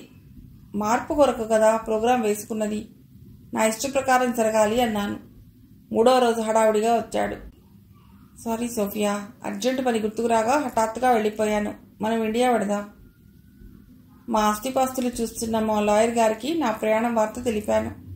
గార్డియన్ సిసిలీలో ఉన్న అన్న దగ్గరికి వెడతానంది. లాయర్ గారికి ఇంటి తాళాలు ఇచ్చాను. గార్డియన్కు 2 లక్షలు లీరాలు ఇవ్వమన్నాను. అన్ని విషయాలు జాగ్రత్తగా చూస్తానని మా లాయర్ హామీ ఇచ్చాడు. ఇండియా బయలుదేరాం. ఢిల్లీ ఎయిర్పోర్ట్లో అడుగుపెట్టాను. అక్కడి గాలి పీల్చాను. ఉద్వేగభరితురాలనయ్యాను. నేటికి కదా చిరకాల వాంఛ తీరిందని సంతసించాను. మా ప్రయాణానికి ముందే మా లాయర్ మా బస 5 స్టార్ హోటల్లో ఏర్పాటు చేశాడు. డిలెక్స్ లాంజ్ అది. ఒకరోజు మొత్తం ఎటూ వెళ్లకుండా విశ్రాంతి తీసుకున్నాను. మార్కో సెల్ ఫోన్ మోగింది. ఫోన్ రిసీవ్ చేసుకున్నాను. 5 నిమిషాల పాటు అవతల వారు మాట్లాడుతుంటే తలూపాను. ఫోన్ ఆఫ్ చేసి డియర్ ప్రాబ్లం వచ్చింది అన్నాడు. అదేంటంటే కంపెనీ వారు ఇండియాలో తమ ఆఫీస్ ఒకటి తెరవాలనుకున్నారు. ఢిల్లీ, ముంబై, కలకత్తా నగరాల్లో పర్యటించి ఆఫీసుకు తగిన నగరాన్ని ఎన్నిక చేయడానికి రోమ్ నుండి ఆఫీసర్ వస్తున్నాడని, ఎయిర్పోర్ట్లో అతన్ని రిసీవ్ చేసుకుని అతనికి సహకరించాలని బాస్ ఆర్డర్ వేశాడు. వారం రోజుల పాటు బిజీగా ఉంటానని, నిన్ను ఒంటరిగా వదిలి ఎలా వెళ్లను? రేపు సాయంత్రం నేను ఎయిర్పోర్ట్కి వెళ్ళి అతడితో పాటు ముందు కలకత్తా పెడతానని అన్నాడు. నేను మౌనంగా విన్నాను తప్ప నోరు విప్పలేదు. ఆ రాత్రంతా ఆలోచించాను. అతడు లేని సమయంలో హోటల్లో ఎందుకు ఉండాలి? చూడాలనుకున్న ప్రదేశాలను పాకెట్ సైజ్ బుక్లో రాసుకున్నాను. హైదరాబాద్. అవును, బామ్మ చెప్పిన మాట గుర్తువచ్చింది. అక్కడ ముత్యాలతో చేసిన ఆభరణాలు బాగుంటాయని. మర్నాడు నా ఆలోచన మార్కోకి చెప్తే సరే అన్నాడు. హోటల్ వారిని రిక్వెస్ట్ చేశాను. వారు ఏర్పాట్లు చేశారు. ఆ హోటల్లో బస ఏర్పాటుతో పాటు సాధనా ట్రావెల్స్ వారితో మాట్లాడి కారు ఏర్పాటు చేశారు. హైదరాబాద్ వచ్చాను. నీ పరిచయం కలిగింది. విపులంగా ఒక్కొక్క ప్రదేశం గురించి నువ్వు ఇంగ్లీష్లో చెప్తూ ఉంటే ముగ్ధురాలనయ్యాను. ఒకరోజు పరిచయంతో నీవంటే ఇష్టం ఏర్పడింది. మర్నాడు నీవు వస్తావనుకున్నాను. నీకు బదులుగా కేదారి వచ్చాడు. నిరాశపడ్డాను. కేదారి మనిషి మంచివాడే కానీ కంగారు ఎక్కువ. 2 రోజులు గడిచిపోయాయి. 3వ రోజు ఢిల్లీలో ఉన్న హోటల్ నుండి ఫోన్ వచ్చింది. ఇటలీ నుండి మా లాయర్ కాల్ చేశారని, అర్జెంటుగా నాతో మాట్లాడాలన్నారు. మీ పేరుతో ఒక కవర్ కూడా ఢిల్లీ నుండి వచ్చిందని చెప్పారు. నేను వెంటనే ఫ్లైట్లో బయలుదేరి ఢిల్లీ చేరాను. రిసెప్షన్లో కూర్చున్న లేడీ విష్ చేసింది. లెటర్ నా చేతికిచ్చి చదవండి, ఇటలీకి కాల్ బుక్ చేస్తాను అంది. కవర్ తెరిచి చదివాను. ఉక్రోషం, కోపం నాలో కలగసాగాయి. లాయర్ను ఉద్దేశించి రాసిన ఉత్తరం. నా పేరుతో చివరన సంతకం ఉంది. బ్యాంకులో ఉన్న 1000 కోట్ల రూపాయలకు భాగస్వామిగా తన పేరును జత చేయమని, అవసరం కలిగినప్పుడు అతడి సంతకంతో డబ్బు డ్రా చేయవచ్చని అందులోని సారాంశం. మార్కో నిజంగా తనను ప్రేమించలేదా? కేవలం ఆస్తి కొరకు నటించాడా? ఈలోగా మిలన్ సిటీ నుండి లాయర్ లైన్లోకి వచ్చాడు. ఉత్తరం చదివారా అని అడిగాడు. ఎందుకో ఆ ఉత్తరం మీరు రాయలేదని సంతకంలో చిన్న తేడా కనిపించి సందేహ నివృత్తికి ఉత్తరం పంపడం జరిగిందని చెప్పగా, అలాంటి ఉత్తరం నేనేది రాయలేదని, ఇక మీదట అతడి నుండి వచ్చే ఉత్తరాలని చించిపారేయమని చెప్పాను. రూమ్ కీస్ ఇవ్వమని చేయి జాచాను. ఆమె ఆశ్చర్యంగా నా వంక చూసి, మీరు వెళ్ళినప్పటి నుండి అతడు ఎక్కడికి వెళ్ళలేదు. వెంట అతడి స్నేహితుడున్నాడు. తలుపులు మూసుంటున్నాడు. డూప్లికేట్ కీ ఇస్తాను, తీసుకుని వెళ్ళండి అంది. నా లగేజీ రిసెప్షన్లో ఉంచి 3వ అంతస్తుకు చేరాను. డోంట్ డిస్టర్బ్ ట్యాగ్ వేలాడుతోంది. నా దగ్గరున్న తాళం చెవితో తలుపు తెరిచాను. ఎదురుగా సోఫాలో నగ్నంగా మార్కో కూర్చుని కళ్ళు మూసుకునున్నాడు. గదంతా ఘాటువాసన అలుముకుంది. అంతలో బాత్రూంలో నుండి మరొక వ్యక్తి నగ్నంగా బయటికి వచ్చి మై గాడ్ అని నన్ను చూసి అరిచి లోపలికి వెళ్ళి తలుపేసుకున్నాడు. మార్కో కళ్ళు తెరిచాడు. కళా నిజం అన్నట్లు చూశాడు. మత్తుగా ఉంది అతడి బాలకం. సోఫియా, నువ్వు అప్పుడే మాటలు ముద్దగా వచ్చాయి. యూ చీట్ అరిచాను. వేలికి ఉన్న రింగులాగి అతడి మీదకి విసిరాను. మన ఎంగేజ్మెంట్ క్యాన్సిల్ అని గిరుక్కున తిరిగి గది బయటకు వచ్చాను. సోఫియా, సోఫియా అని పిలుస్తున్నాడు. రిసెప్షన్లో ఉన్న నా లగేజీ తీసుకుని వేగంగా బయటకు వచ్చి టాక్సీలో సరాసరి మా ఇటలీ ఎంబసీకి వెళ్ళి అక్కడి ఆఫీసర్ని కలిసి జరిగిందంతా వివరించారు. నా నుండి కంప్లైంట్ తీసుకుని వెంటనే తగిన చర్య తీసుకుంటానని హామీ ఇచ్చాడు. అక్కడి నుండి విదేశాంగ శాఖకు వెళ్ళి అక్కడి అధికారులని కలిసి నా పాస్పోర్ట్, వీసాతో పాటు ఇండియాలో స్థిరపడాలనుకుంటున్నానని దరఖాస్తు ఇచ్చాను. ఏ పరిస్థితుల్లో ఇండియాకు రావడం జరిగిన విషయం వివరంగా చెప్పాను. వీలైనంత త్వరలో ఈ దేశ పౌరసత్వానికి ఏర్పాటు చేయగలనని చెప్పారు. మీ కంట్రీ నుండి అంగీకారం వచ్చిన తర్వాత మీకు అనుమతి జారీ చేయబడుతుంది. తాత్కాలికంగా నివాసం కొరకు అనుమతి ఇవ్వబడుతుందని ఆఫీసర్ చెప్పడంతో అతడికి కృతజ్ఞతలు చెప్పి ఆఫీస్ బయటకొచ్చాను. ఆఫీసర్ ఇచ్చిన లెటర్ భద్రపరిచాను. జీవితం నిస్సారంగా తోచింది. ఈ విశాలమైన దేశంలో నా స్థానం ఎక్కడా? నా గమ్యం అగమ్యం అని నాలో నేను కుమిలిపోయాను. అప్పుడు నువ్వు గుర్తొచ్చావు వెంకట్. నీవే నాకు ఆధారం అనుకున్నాను. మా లాయర్తో మాట్లాడి హోటల్ స్వప్నాలో బస ఏర్పాటు చేయమని, నా ఖర్చులకు హోటల్ నుండి డబ్బు పొందేలా వారితో సంప్రదించమని చెప్పాను. సాయంత్రం కల్లా హైదరాబాద్కు చేరుకున్నాను. నా కొరకు డిలక్స్ లాంజ్ సిద్ధంగా ఉంది. అందులోకి ఎంటర్ కాగానే సాధన ట్రావెల్స్కి ఫోన్ చేసి నీ గురించి అడిగితే లాకప్లో ఉన్నట్టు చెప్పారు. హోటల్ వారు లాయర్ను పంపారు. నువ్వు లాకప్లో ఉన్న కారణం తెలుసుకున్నారు. ఇదేం పెద్ద కేసు కాదు. భయపడేలా చేశాడు తప్ప నేరస్తుడు కాదు. పూచీకత్తు మీద బెయిల్ మంజూరయింది. ఇది జరిగింది అని చెప్పడం ముగించింది. వెంకట్ స్తబ్దుగా కూర్చునిపోయాడు. ఆమె కళ్ళ నిండా నీళ్లు. చెలించిపోయాడు. భుజాల చుట్టూ చేయి వేసి హత్తుకున్నాడు. గువ్వ పిట్టలా అతడి కౌగిల్లో ఒరిగిపోయింది. అలా ఎంతసేపో నిశ్శబ్దం రాజ్యం చేసింది. సోఫియా, తర్వాత నీ ప్రోగ్రాం ఏమిటి? వారసత్వం అనుమతి వచ్చే వరకు ఎదురు చుట్టావు. నా ఆస్తంతా ఇక్కడి బ్యాంకులోకి ట్రాన్స్ఫర్ చేయించాలి. మా లాయర్కు పవర్ ఆఫ్ అటర్నీ ఇచ్చాను కాబట్టి పనులన్నీ అతడే నిర్వహిస్తాడు. కొంత తడువు ఆమె మౌనంగా ఉండిపోయింది. అతడి చేతిని తన చేతిలోకి తీసుకుని Venkat, will you marry me అంది. ఆ మాట విని ఉలిక్కిపడ్డాడు. ఆమె భాష వేరు, సంస్కృతి వేరు, సాంప్రదాయాలు వేరు. పైగా కోటీశ్వరరాలు. తానొక సాధారణ కుటుంబానికి చెందినవాడు. డ్రైవర్. పెద్దగా చదువుకోలేదు. ఆమెతో ఏ విధంగా సరితూగలడు? సమాధానం ఏమని చెప్పాలి? అతడి ఆలోచన కనిపెట్టిన దానిలా, వెంకట్, నా అవసరానికో లేక సరదాకో అడగటం లేదు. మనస్ఫూర్తిగా చెప్తున్నాను. తొలిసారి నీ పరిచయం కలిగినప్పుడు నీవు మా ఇటలీలో ఎందుకు పుట్టి ఉండలేదా అనుకున్నాను. నీ కలుపుకోలుతనం, నీ ప్రవర్తన నాకు నచ్చాయి. 1 నెల గడువు ఇవ్వు. పక్కా హిందూ వనితగా మారి చూపుతాను. సరేనా? తొందరలేదు. ఆలోచించు. వద్దు అని మాత్రం అనకు. సోఫియా తన గురించి వెంకట్కు తెలుపుతున్న సమయంలో గౌలిగూడ హోటల్ నుండి బయలుదేరి కల్పనా క్లాత్ స్టోర్కు జగ్గు చేరుకున్నాడు.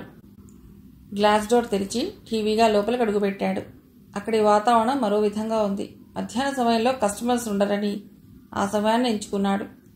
ప్రతి టేబుల్ ముందు చీరల దొంతర్లు, వాటిని పరిశీలిస్తున్న స్త్రీలు కోలాహలంగా ఉంది.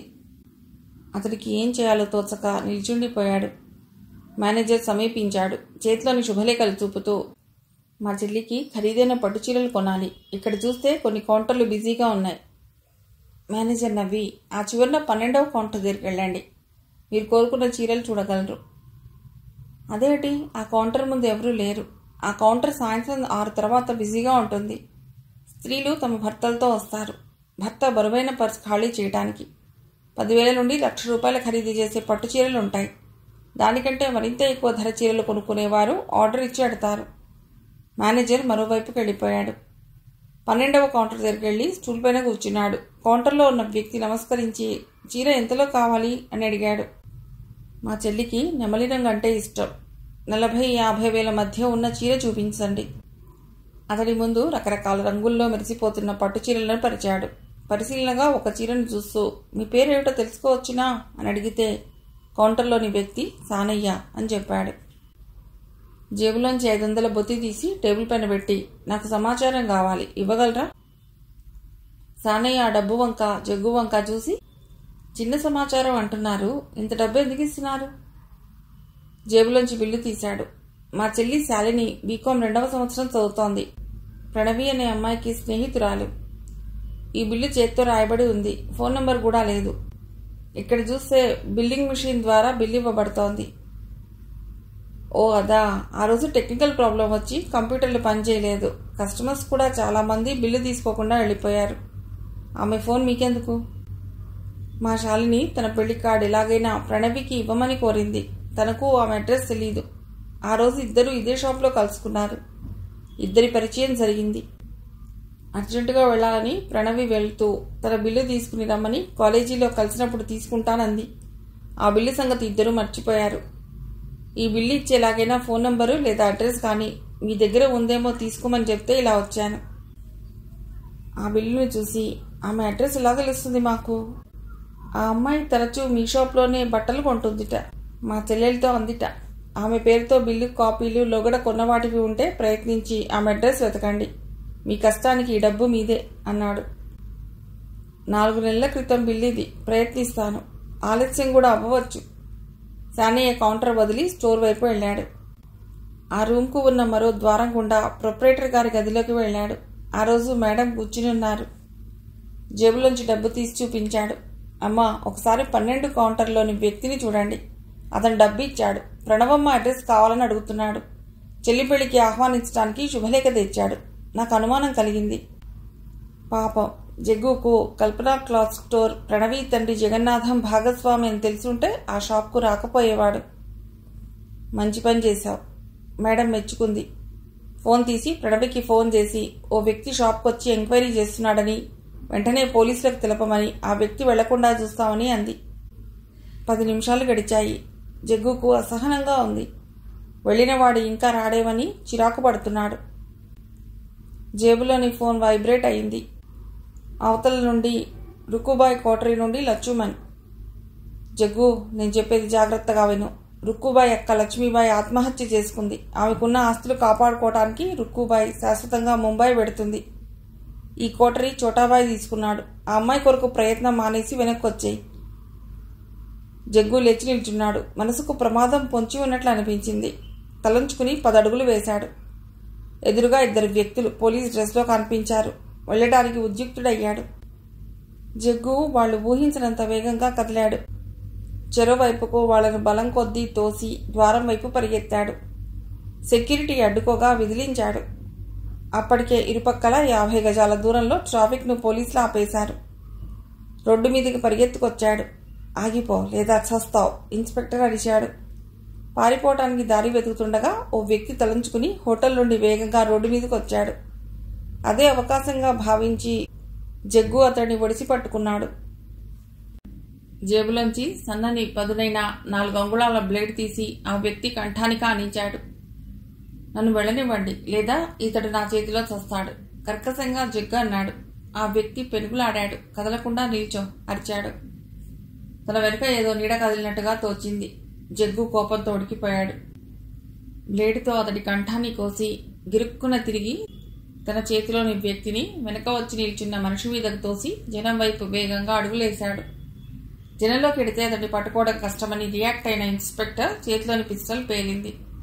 జగ్గు ఎడంకాలి పిక్కలో బుల్లెట్ తాకింది. తూలి పడబోయి సంభాళించుకుని బలవంతా కుడికాల్లోకి తెచ్చుకుని కుంటుకుంటూ ముందుకు కదిలాడు. ఇన్స్పెక్టర్ హెచ్చరికను పెడచెవిన పెట్టడంతో మరోసారి పిస్టల్ పేలింది. ఈసారి కుడిగొడలో బుల్లెట్ తాకింది. అక్కడే కూలిపోయాడు.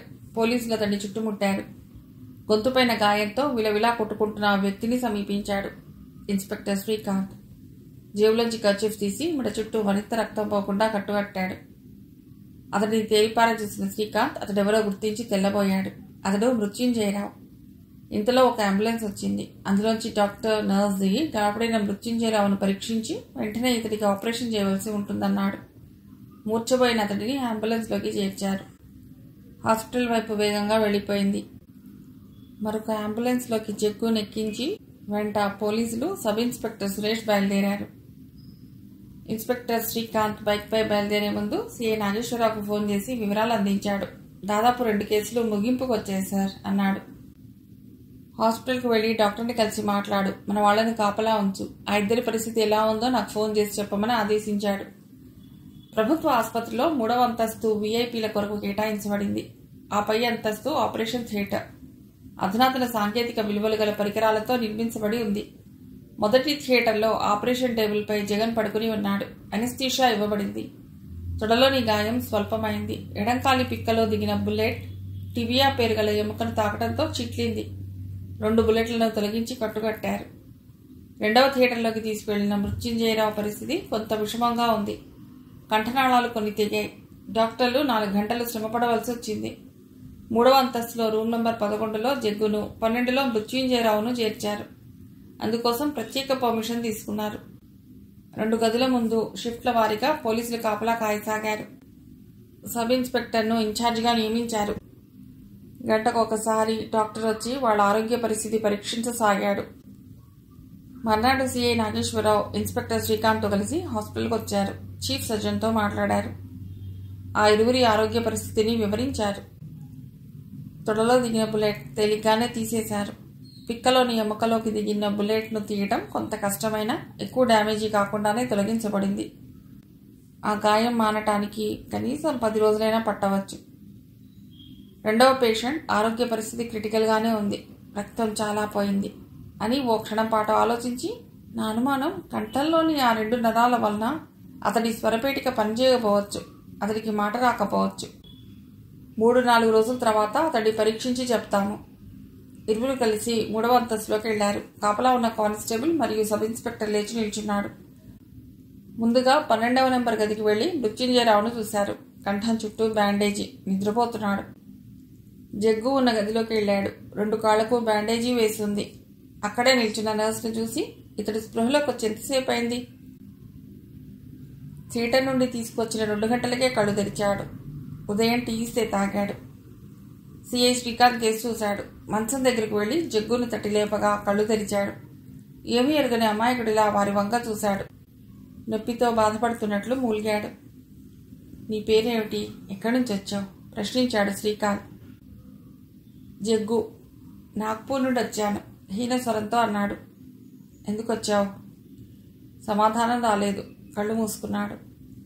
అంతలో డాక్టర్ వచ్చాడు. అతడు పూర్తిగా కోలుకోలేదు. రేపు సాయంత్రం నుండి స్టేట్మెంట్ తీసుకోవచ్చు. సిఐ శ్రీకాంత్ వెళ్ళిపోయాడు. జగ్గు ఆలోచనలో పడ్డాడు. అతడికి చిన్నతనం నుండి పోలీసులంటే భయం. 10 ఏళ్ల వయస్సులో తండ్రి దొంగతనం కేసులో అరెస్ట్ చేయబడ్డాడు. పోలీసులు బెదిరించినా అతడు దొంగతనం చేయలేదని చెప్పాడు. అతడి మాటలు నమ్మలేదు. లాఠీతో వంతుల వారీగా బాదారు. జగ్గు కళ్ళారా చూసి చెలించిపోయాడు. మర్నాడు ఉదయం లాకప్లో తండ్రి మరణించి ఉండటం తెలిసి జనం స్టేషన్పై దాడి చేశారు. పై అధికారులు కలుగజేసుకుని గుండె నొప్పితో చనిపోయాడని పరిహారం కింద 5 లక్షలు భార్యకు అందజేశారు. ఆమె కొడుకును వదిలేసి డబ్బుతో పరారైంది. జగ్గు జీవితం రోడ్డు పాలైంది. పొట్టగడవడానికి వక్రమార్గాలు పట్టాడు. అనుమానం కలగకుండా నేరాలు చేయటం నేర్చుకున్నాడు. రుక్కుబాయి చేరదీసింది. నిర్లక్ష్యం, గర్వం పెరిగాయి. ప్రతి పని తేలిగ్గా తీసుకోవటం అలవాటైంది. కాపలాగా ఉన్న పోలీసులు, నర్స్, డాక్టర్ వచ్చినప్పుడు మాత్రమే తలుపులు తెరుస్తారు. వాళ్ళు వెళ్ళిపోగానే బయట నుండి తలుపు మూసి ఉంచుతారు.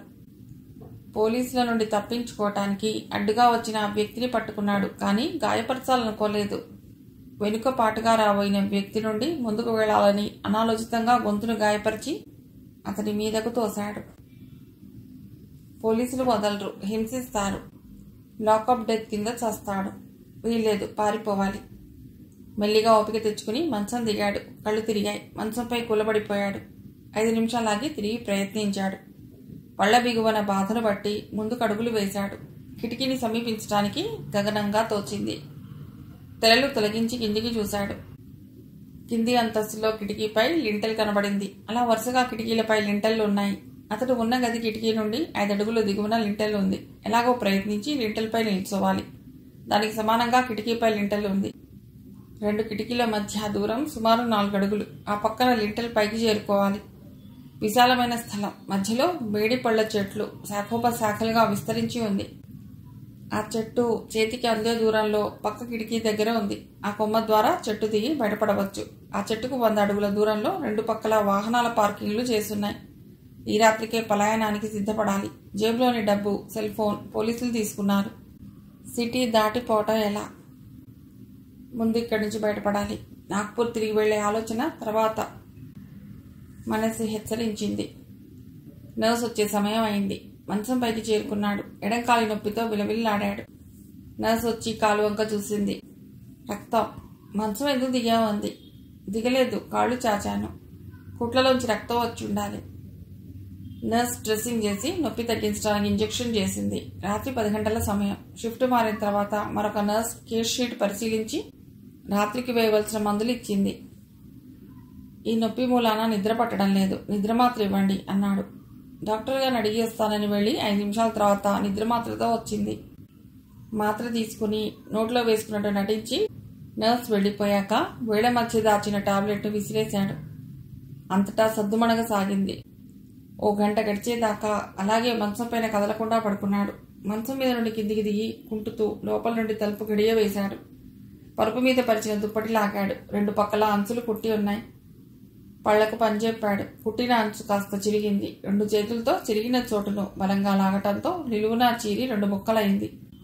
2 ముక్కల కొనలను కలిపి ముడివేశాడు. ఒక అంచును మంచానికి చుట్టి ఊడి రాకుండా గట్టిగా ముడివేసి మరొక అంచును కిటికీలో నుండి కిందికి జారవిడిచాడు. మంచాన్ని శబ్దం రాకుండా కిటికీ వరకు జరిపాడు. కిటికీలో నుంచి జారవిడిచిన దుప్పటి ముక్క ఆసరాతో కింది అంతస్తు కిటికీపై ఉన్న లింటిల్ పైకి చేరాడు. భరించలేనంత నొప్పి. గుండె వేగంగా కొట్టుకోసాగింది. తన దృష్టి వాటిపై పోకూడదు. సమాంతరంగా 4 అడుగుల పైనే కిటికీపై ఉన్న లింటిల్ పైకి దూకాడు. నిలబడలేక తూలిపడబోయాడు. గోడపై చేయి వేసి నిల్చున్నాడు. 3 అడుగుల దూరంలో ఉన్న కొమ్మను అతి ప్రయత్నం మీద అందుకున్నాడు. లింటల్ కింద అడుగు దూరంలో ఉన్న కొమ్మపై కాలు వేసి నిల్చునబోయాడు. దురదృష్టవశాత్తు పైకొమ్మ అతడి బరువుకు ఆపుకోలేనట్టు ఠక్కున విరిగింది. అతడి పట్టు తప్పింది. తలకిందులుగా కిందకి జారాడు. తల నీళ్లకు బలంగా తాకడంతో పట్మని శబ్దంతో పాటు అతడి నోటి నుండి బిగ్గరగా వికృత ధ్వని వెలువడింది, నిశ్శబ్దాన్ని భంగపరుస్తూ. ఆ కేకకు కూర్పాట్లు పడుతున్న పోలీసులు లిక్కిపడి లేచారు. కింద వినిపిస్తున్న కలకలంతో అటువైపు వేగంగా పరిగెత్తారు. రక్తంతో తడిసిన అతడి మొహాన్ని గుర్తించలేకపోయారు. ఈలోపుగా నర్స్ కంగారుగా వచ్చి రూమ్ నంబర్ గది తలుపు లోపల నుంచి గడియ వేసింది అని పడి ఉన్న శవాన్ని తేరిపారా చూసి ఇతడు అతడే అని అరిచింది. ముఖంపై ఉన్న రక్తాన్ని తుడిచారు. శ్రీకాంత్కు ఫోన్ వెళ్ళింది. డ్యూటీ డాక్టర్ వచ్చి నాడీ పరీక్ష చేసి పోయాడు అన్నాడు. స్ట్రెచర్పై థియేటర్లోకి తీసుకెళ్లి శుభ్రం చేశారు. తల పగలటంతో వెంటనే ప్రాణం పోయింది. 11వ నెంబర్ తలుపులు బలంగా నెట్టడంతో లోపల వేసిన గడియ ఊడిపడి తెరుచుకుంది. జగ్గు చేసిన ప్రయత్నం ఎలా బిడిసికొట్టిందో శ్రీకాంత్ అర్థమైంది. సిఐ నాగేశ్వరరావుకు సమాచారం వెళ్ళింది. పోస్ట్మార్టం జరిపి మార్చురీలో ఉంచాలని అతడి నుండి తీసుకున్న ఫోన్ ద్వారా వాళ్ల బంధువులకు తెలియజేయాలని నాగేశ్వరరావు ఆదేశించాడు. మర్నాడు సిఐ నాగేశ్వరరావు హాస్పిటల్కి వచ్చి 11వ నెంబర్ గదిని పరిశీలించి చూశాడు. మార్చురీలో ఉన్న శవాన్ని పోస్ట్మార్టం ఏర్పాటు చేయమని శ్రీకాంత్కు చెప్పాడు. సార్, ఇది ఆత్మహత్య కింద పరిగణించాలా? ఖైదీ పారిపోవాలని ప్రయత్నంలో జారిపడి మరణించాడు. యాక్సిడెంట్ కింద పోస్ట్మార్టం రిపోర్ట్ భద్రపరచు. అతడి నుండి సేకరించిన ఫోన్ ద్వారా అతడి మరణ వార్తను తెలియజేయి. చెప్పడం మర్చాను. గది నెంబర్ 12 ముందు కాపలా రెట్టింపు చేయి. వీలైనంత త్వరగా అతడి నుండి స్టేట్మెంట్ తీసుకోవాల్సిన అవసరం ఉంది. ఓసారి సీఎంఓ దగ్గరికి వెళ్లి రావటం మంచిదని శ్రీకాంత్తో పాటు చీఫ్ మెడికల్ ఆఫీసర్ దగ్గరికి వెళ్లి చర్చించారు. రోగి స్వరపేటిక పాడైంది. అతడు మాట్లాడలేడు. రేపు మీరు అతడి నుండి స్టేట్మెంట్ తీసుకోవడానికి ప్రయత్నించండి. మృత్యుంజయరావు స్టేట్మెంట్ ఇవ్వడానికి ఏర్పాట్లు జరిగాయి. వీడియోగ్రాఫర్, సాక్షిగా కోర్టు నుండి ఓ వ్యక్తి వచ్చారు. రాతపూర్వకంగా స్టేట్మెంట్ ఇస్తానని సైగలతో వ్యక్తీకరించగా క్లిప్ బోర్డు, తెల్ల కాగితాలు, పెన్ను ఏర్పాటు చేశారు. వీడియోగ్రాఫర్ చిత్రీకరించడం ప్రారంభించాడు. నా జన్మస్థలం శ్రీకాకుళం. మాది బీద కుటుంబం. 4 ఎకరాల కౌలు తీసుకుని తండ్రి వ్యవసాయం కొనసాగించేవాడు. అప్పు కింద కౌలుదారుకు కొంత ధాన్యం పోను, మిగతా ధాన్యం మా ముగ్గురికి బొటాబొటిగా సరిపోయేది. తన కొడుకు కష్టపడకూడదని బళ్ళో వేశారు. అక్కడ నేను అవమానాలు పొందాను. ఎత్తుపళ్ళోడు అని కొందరు, నల్లోడు అని కొందరు వెక్కిరించేవారు. అద్దం ముందు నిల్చుంటే నా వికృత రూపం కనిపించేది. భగవంతుడా, నన్నెందుకు పుట్టించావని తలబాదుకుని దుఃఖించేవాణ్ణి. క్రమంగా నాలో ఈర్ష్యాసూయలు పెరుగుతూ వచ్చాయి. తెలుపు ఛాయతో కనిపించేవాణ్ణి ఈసడించుకునేవాణ్ణి. ముభావంగా నా పనులు నేను చేసుకునేవాణ్ణి. పలుకరించబోతే కోపంగా వాళ్ళ వంక చూసేవాణ్ణి. నాగావళి వరదల్లో చేతికొచ్చే పంట కొట్టుకుపోయింది. రుణదాతల ఒత్తిడి, భూ యజమాని పొలం తిరిగి ఇవ్వమని అడగటంతో అవమానం భరించలేక అమ్మా నాన్న పురుగుల మందు తాగి చనిపోయారు. మా అమ్మమ్మ నన్ను చేరదీసింది. 10 ఇళ్లలో వంటలు చేసేది. ఇంటర్మీడియట్ పాస్ అయ్యాను. పైకి చదవాలనిపించలేదు. శ్రీ విష్ణు డీలర్స్ కంపెనీలో ఉద్యోగం దొరికింది. రసాయనిక సేంద్రియ ఎరువులు రైతులకు పంపిణీ చేసేవారు. కల్తీ లేని ఎరువులు శ్రీ విష్ణు డీలర్స్ వారివని రైతులకు నమ్మకం కుదిరింది. అమ్మమ్మ రోజు పెళ్లి చేసుకోమని వేధించేది. వయసు మీరిన ఆమెను వంట పనికి వెళ్లవద్దని చెప్పాను. ఇంతలో శ్రీ విష్ణు డీలర్స్ వారు హైదరాబాద్లో బ్రాంచిని ప్రారంభించాలనుకున్నారు. అక్కడికి వెళ్ళడానికి 3 గుమాస్తాలతో పాటు ఒక సహాయకుడిని బదిలీ చేశారు. పెళ్లిపోరు తప్పుతుందని నేను హైదరాబాద్ వెళ్ళటానికి సిద్ధపడ్డాను.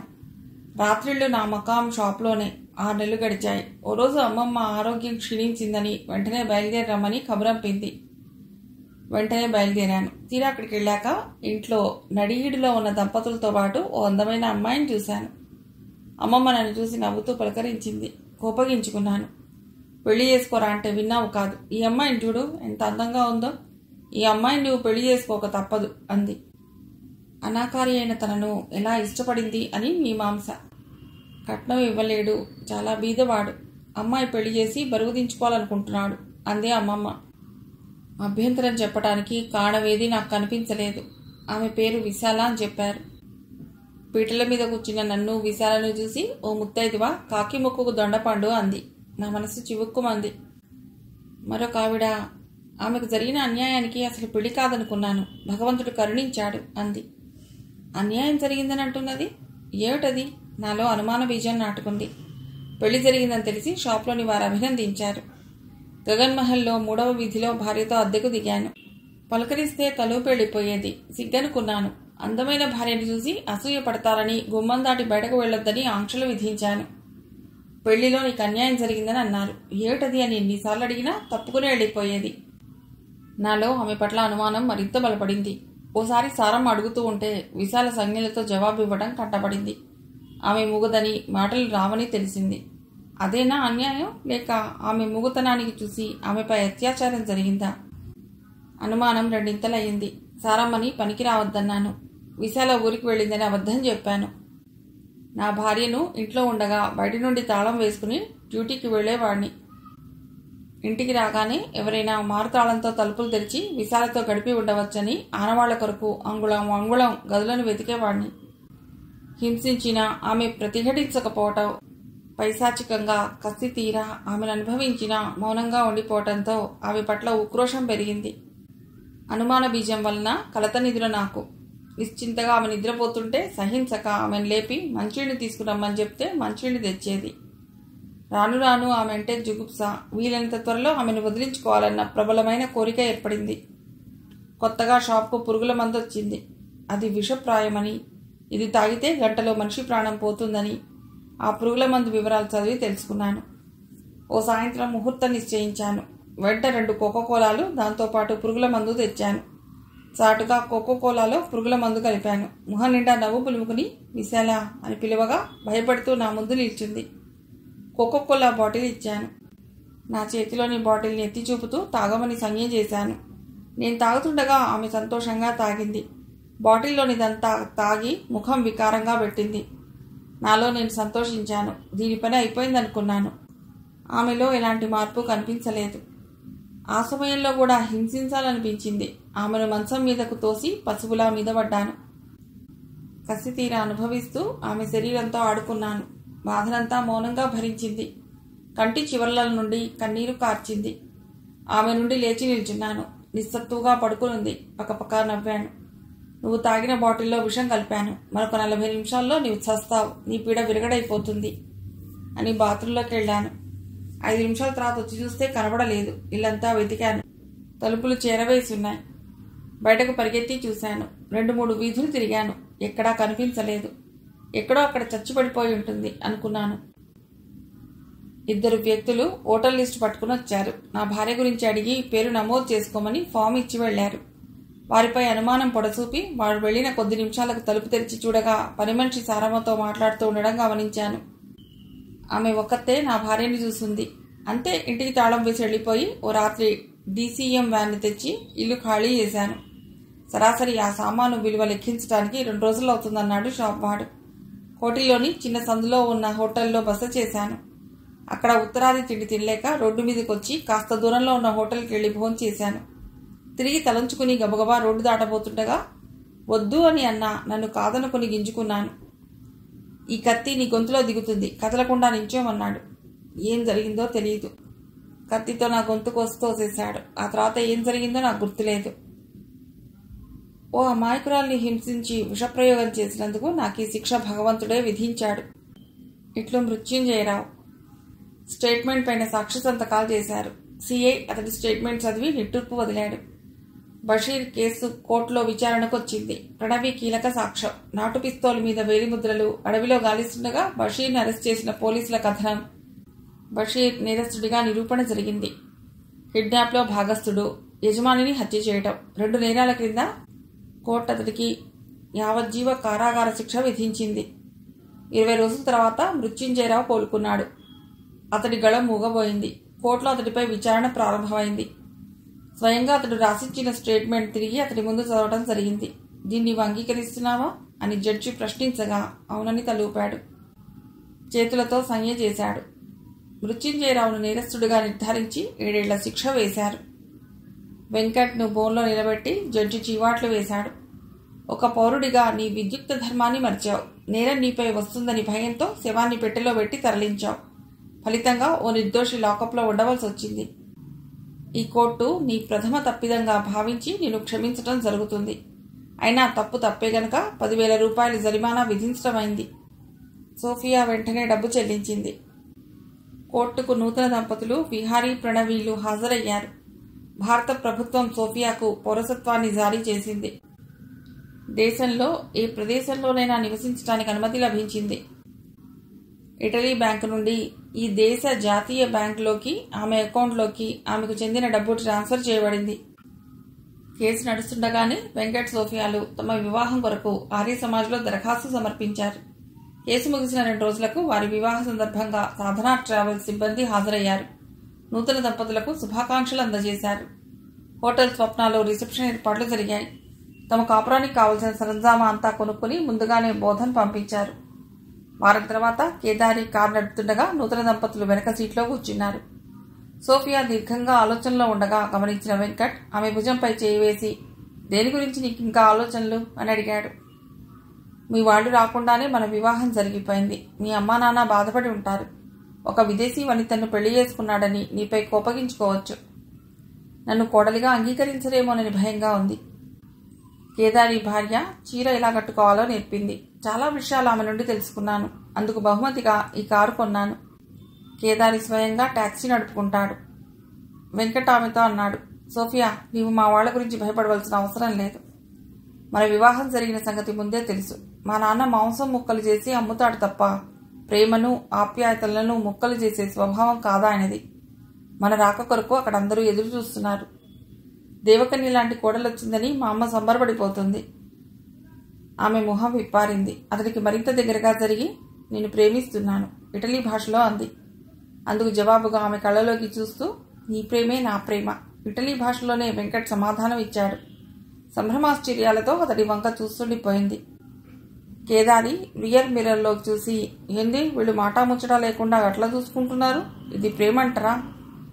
తనలో తాను అనుకుంటూ వేగంగా కారును బోధన్ వైపు పోనిచ్చాడు. కథ సమాప్తం.